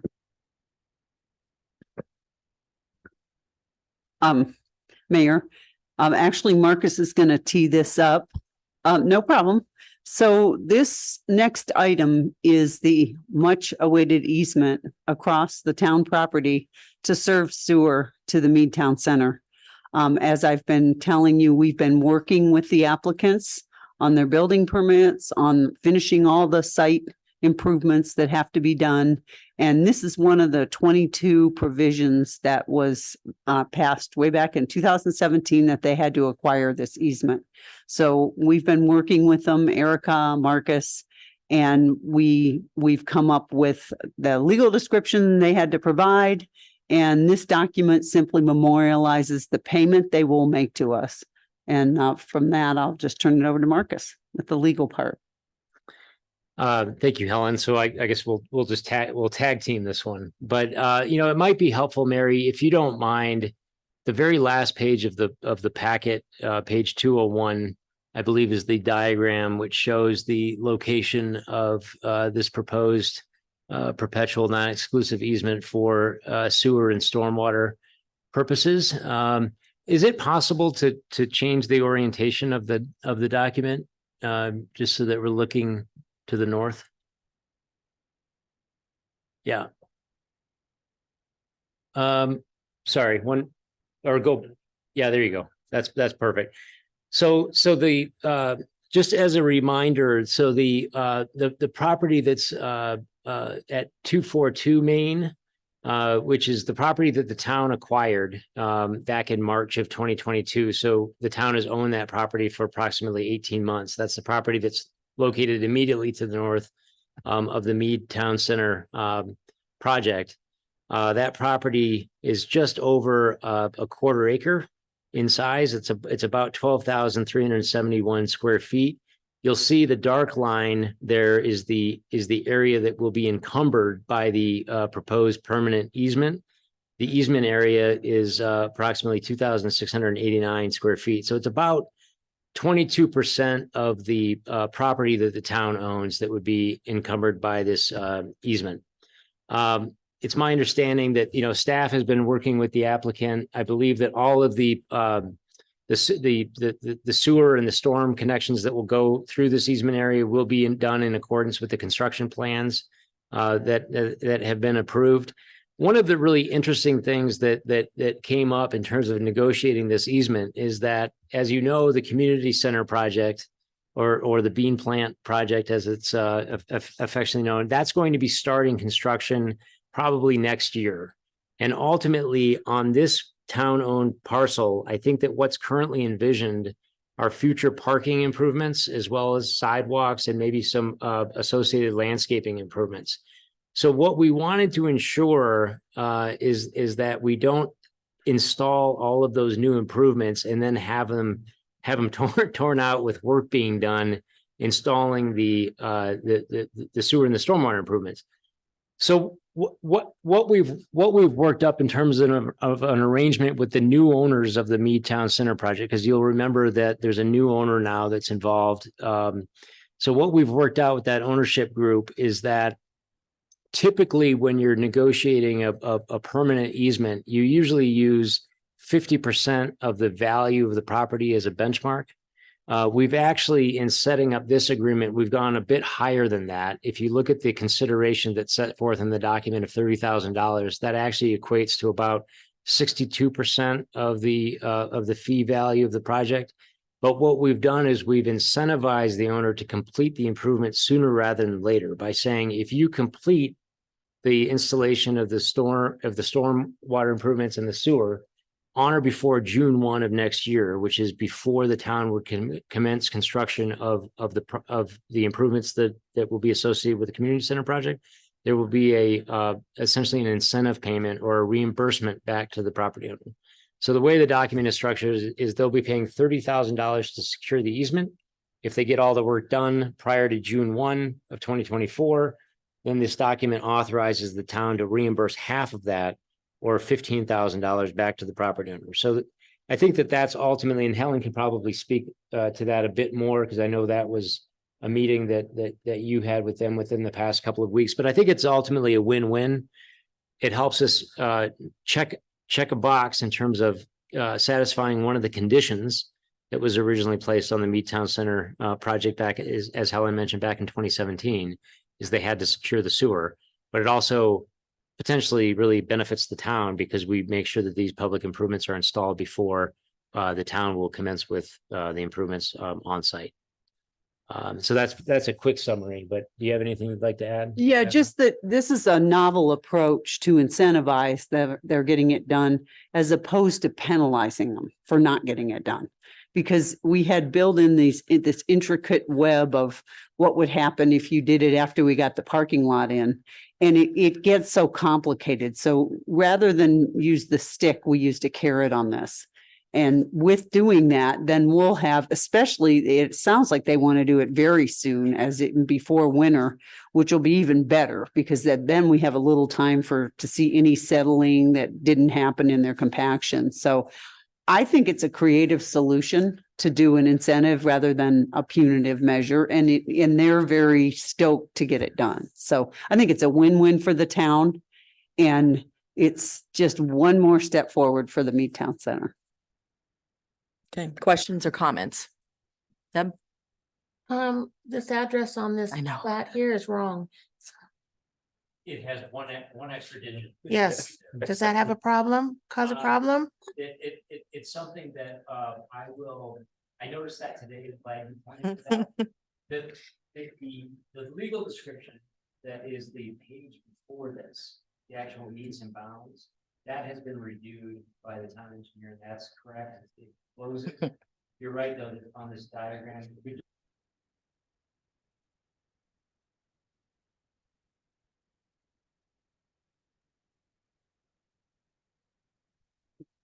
Good news, huh?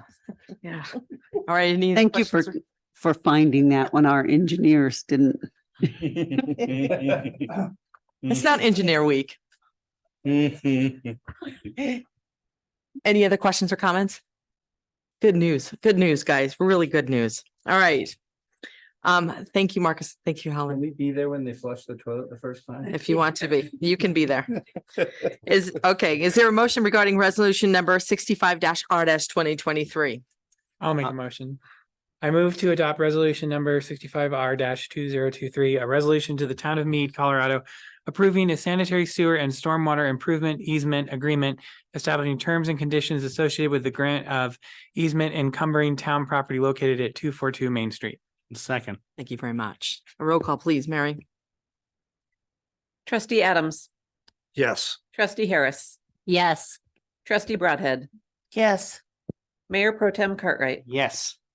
trustee Schranz, Yes. trustee Parr. Yes. Mayor Whitlow. Yes. Thank you very much. The motion carries. Kudos to your great brains of professionalism and getting this thing going. We appreciate it. We'll move on to our second public comment of the evening, and we don't have any other business before us. Is there anybody with us virtually that would like to speak to us tonight? There is not. Okay. All right. We'll move on to elected official reports. I do see something underneath the town trustees for xeriscaping, and I think this was brought up by trustee Adams. Would you like to start off the conversation? You want to do it up or you do it with me? Yes, I just, trustee Adams asked me to add this to the agenda for your consideration. I believe what he would like to speak to is a new trend that I think he's seeing in his neighborhood and we're seeing everywhere, which is moving towards xeriscaping on front lawns. So with that, did you want to? Yes. You Thank want me to thank say you. anything else? So this kind of goes back to CML when we were at one of our meetings in there where they were talking about water conservation. We actually had a great discussion with myself, trustee Parr and Mr. Schranz as well, talking about water conservation. And this is where it kind of really all started from. But then some people in Coyote Run have been doing some xeriscaping with the approval of our HOA. So that got me really trying to think of some things. And I came from a town in Arvada that when we ran into some problems with water conservation, that, you know, they went to the people and they said, hey, can you please conserve water? And they did such a tremendous job of doing that. The water district raised the rates because there was such an effort to conserve water. They still had to pay their bills and new project funding and all this type of stuff.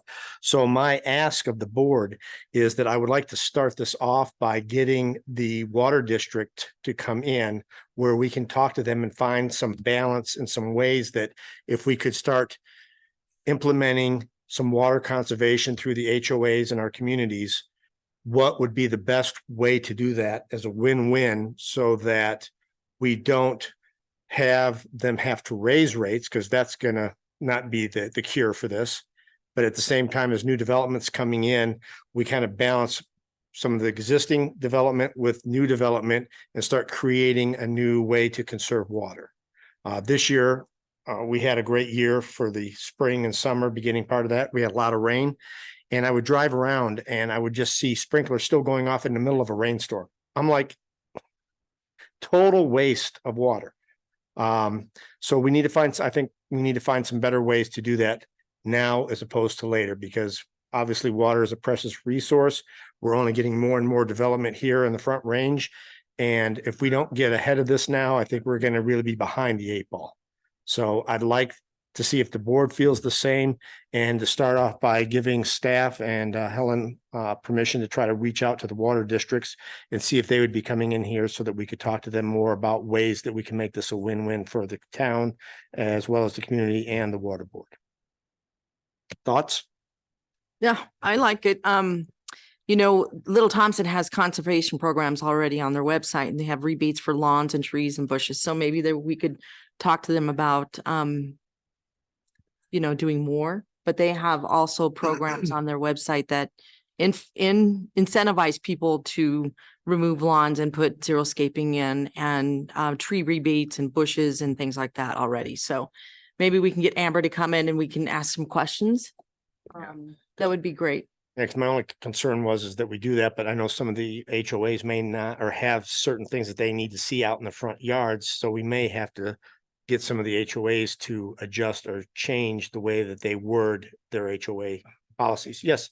So it was a requirement. It was actually a resolution was passed at Colorado state level that says that HOAs have to permit, and for correction, it's xeriscaping. Xeriscaping. We don't have a choice anymore. It's no longer an option for the front yard. And if you want to put artificial turf in the backyard, that's can't be restricted either.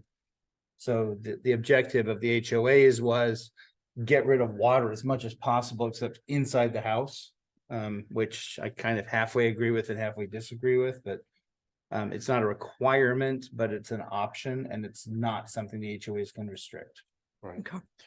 I do know down in Colorado Springs, one of the classes at CML, they had Colorado Springs spoke a lot because they weren't quite the extreme of some of the other ones, whereas they just cut the grass away. They created Colorado Scaping, which was more based in the local grasses and things that were native to Colorado versus xeriscaping, because their issue with it is, as they pointed out, rocks produce heat. And that poses, we're in a really delicate line, as I learned at CML, because of I-25. When a storm rolls over I-25, it hits what's called the heat barrier, and it becomes what's a normal rainstorm for us is torrential hailstorms for them, because it hits that wall barrier of I-25's heat. As putting, you know, if we were to say the entire town were to become rocks, we'd be adding to that, but we'd also be eliminating our pollinators, which I know our farmers need desperately, as we've lost a lot of those this last year. Thanks, Chris. So, Armin, and then Tricia. The comments about the HOA are very true. I guess my recommendation or suggestion, especially with new developments, because that's where to me some of the problem starts. Because the new developers, either whether they're Metro District or have an HOA or both, they set the first set of covenants. And that's I think the place that needs to be addressed up front. The reason I say that is because in agreement with everything that we're doing, our HOA is now going through the cost and the efforts of trying to redo the covenants to get out of any potential legal issues about what we can do, can't do, how you do it. Had they started that way back when they turned over the covenants to us, because most of you understand 90% of your covenants do not apply. They primarily apply to the new builds. So maybe 10% of your covenant is what you have to maintain from on. But they turn that over to the HOA. The HOA now has that expense. The HOA doesn't do that because it has the expense. So you get into some of these head-butting things. So my hat's off to you, Dave, for bringing this forward. I think it's a very valid thing to do. I think Little Thompson needs to be involved heavily, to your point. But I'd also like to, and I don't know what we can or can't do, but with development, I've always been in favor of, before you turn it over to an HOA, I think development has a responsibility to redo the covenants to apply to what the current status is, not just hand over 400 pages of stuff that nobody ever reads. And then you end up in a courtroom somewhere. And that is the legal document. So you default to that. You have no choice. Right. So it's kind of, I think, great, move forward. But at the same time, I think any new development coming in needs to be buying into that same concept, whatever it is, whether it's rocks or native grasses or partridge in a pear tree, I don't care. But everybody's got to play in the same sandbox. All right. Thanks, Tricia. Can we require developers, especially like commercial properties where they don't control necessarily the sprinklers themselves? Say at Agfinity, I drive by Agfinity and they were some of the sprinklers that would be going in the middle of a freaking rainstorm and it pissed me off. But I don't know that the people who actually work there have the ability to go and turn those sprinklers off. Can we require commercial developments to put in rain gauges? Or smart control. Or smart controllers of some sort, because a lot of what I see is commercial properties. And I think it's because, I mean, maybe it's along a sidewalk or something and it's not necessarily under one person's control to turn it off. But like, if we could make them do rain gauges and had to maintain those rain gauges in working condition. It's a great idea. As you know, we're working on a somewhat significant overhaul to our land use code.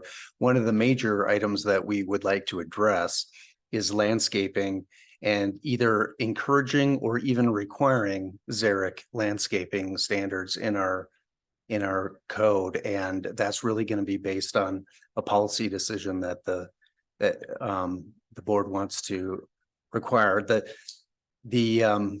Some of the drawbacks of Xeric landscaping is it requires a certain amount of sophistication and knowledge in order to do a landscape plan for that.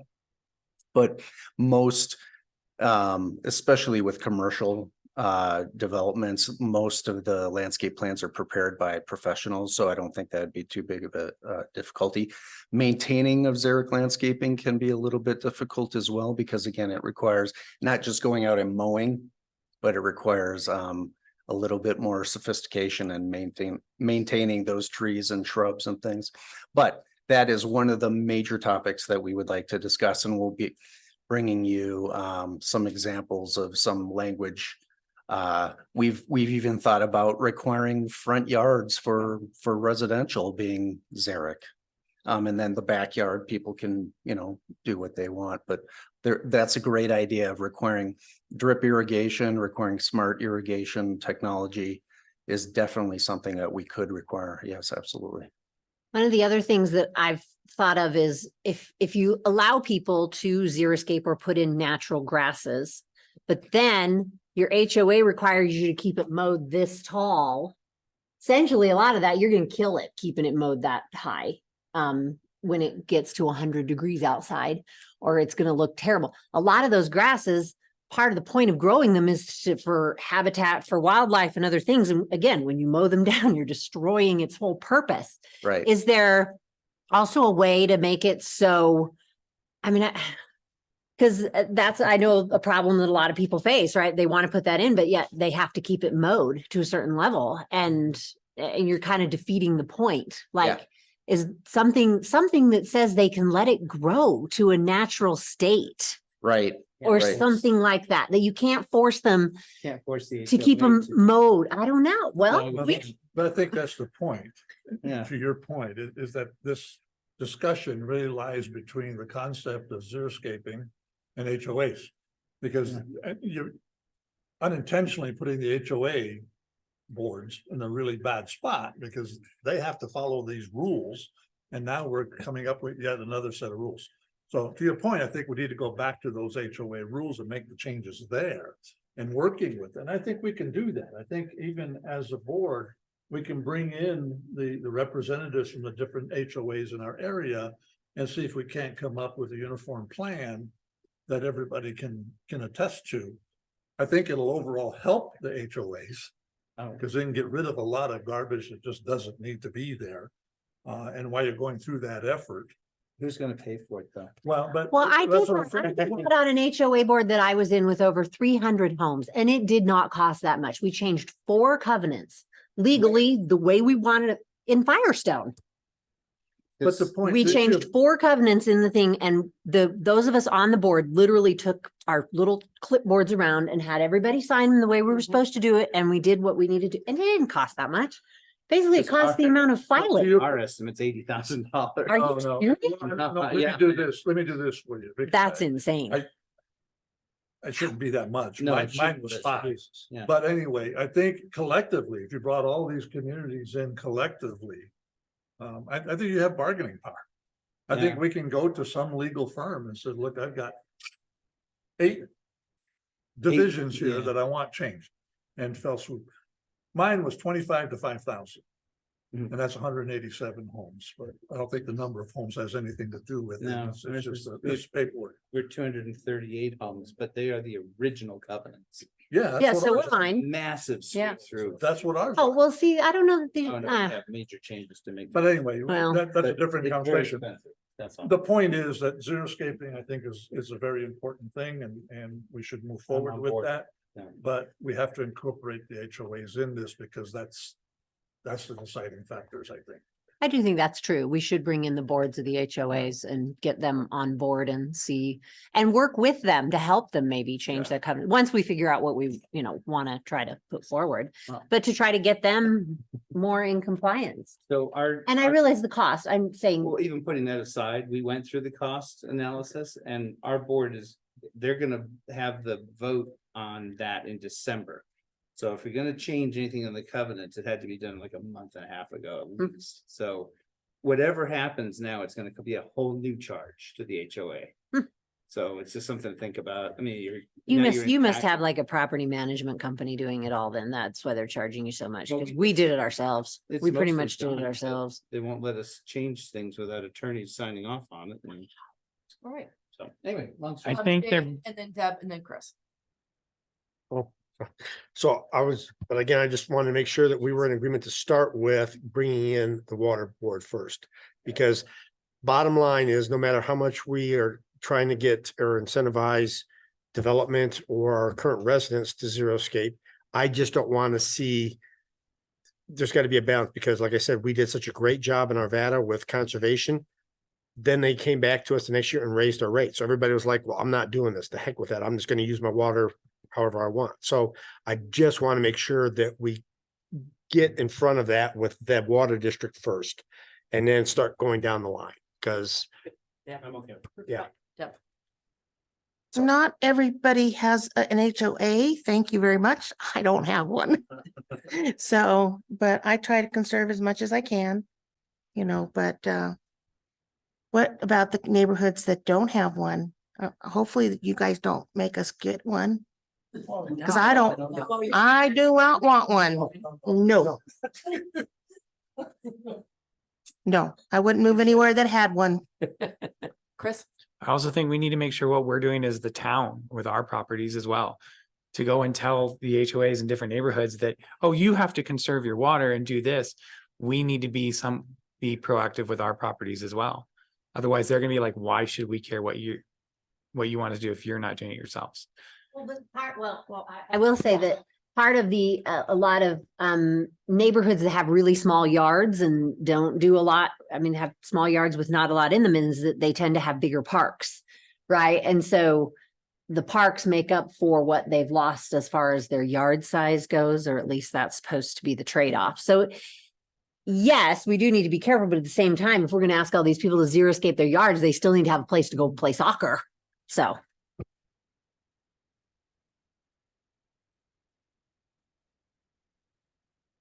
Gauge or something so that it's not watering when it's pouring out. I mean, it doesn't make sense. So if I could just clarify, so I'm going to reach out to Amber Kaufman at Little Thompson Water District. And I do think it's important that we narrow the scope to more of what the water district's role is in implementing, in rate charging and all those things. I will say that we have attempted to gather lists of the contacts for HOAs, and it is really hard.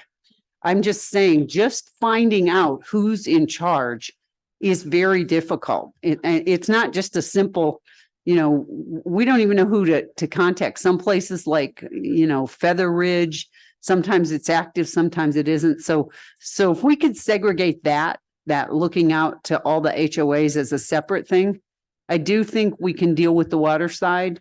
I also think it might be helpful for our attorney to look in what the powers of HOAs are with respect to this. I believe it's true that they did change the state law that basically said there's certain things that HOAs can't do, even if it's in their covenants. So it might not be as rewriting everybody's, it may be clarifying what the rules are. So, I mean. Yeah, we can. Evan King in my office is actually one of the attorneys that was presenting at the session that David, that you attended, that was on the water conservation. So it'd be pretty easy for me to tap her and get some of that information related to the HOAs. Happy to do that. Okay, does anybody else have any reports to bring up? Okay. I just want to say thank you, staff, for being here tonight. I think we needed some cake, and I would ask for a motion to adjourn. Second. Thank you. Roll call, please. Trustee Adams, Yes. trustee Harris, Yes. trustee Broadhead, Yes. Mayor Pro Tem Cartwright, Yes. trustee Shranz, Yes. trustee Parr, Yes. Mayor Whitlow. Yes. Thank you. The September 25th, 2023 regular meeting of the Board of Trustees is now adjourned at 8:11. Thank you very much. Please drive home safely.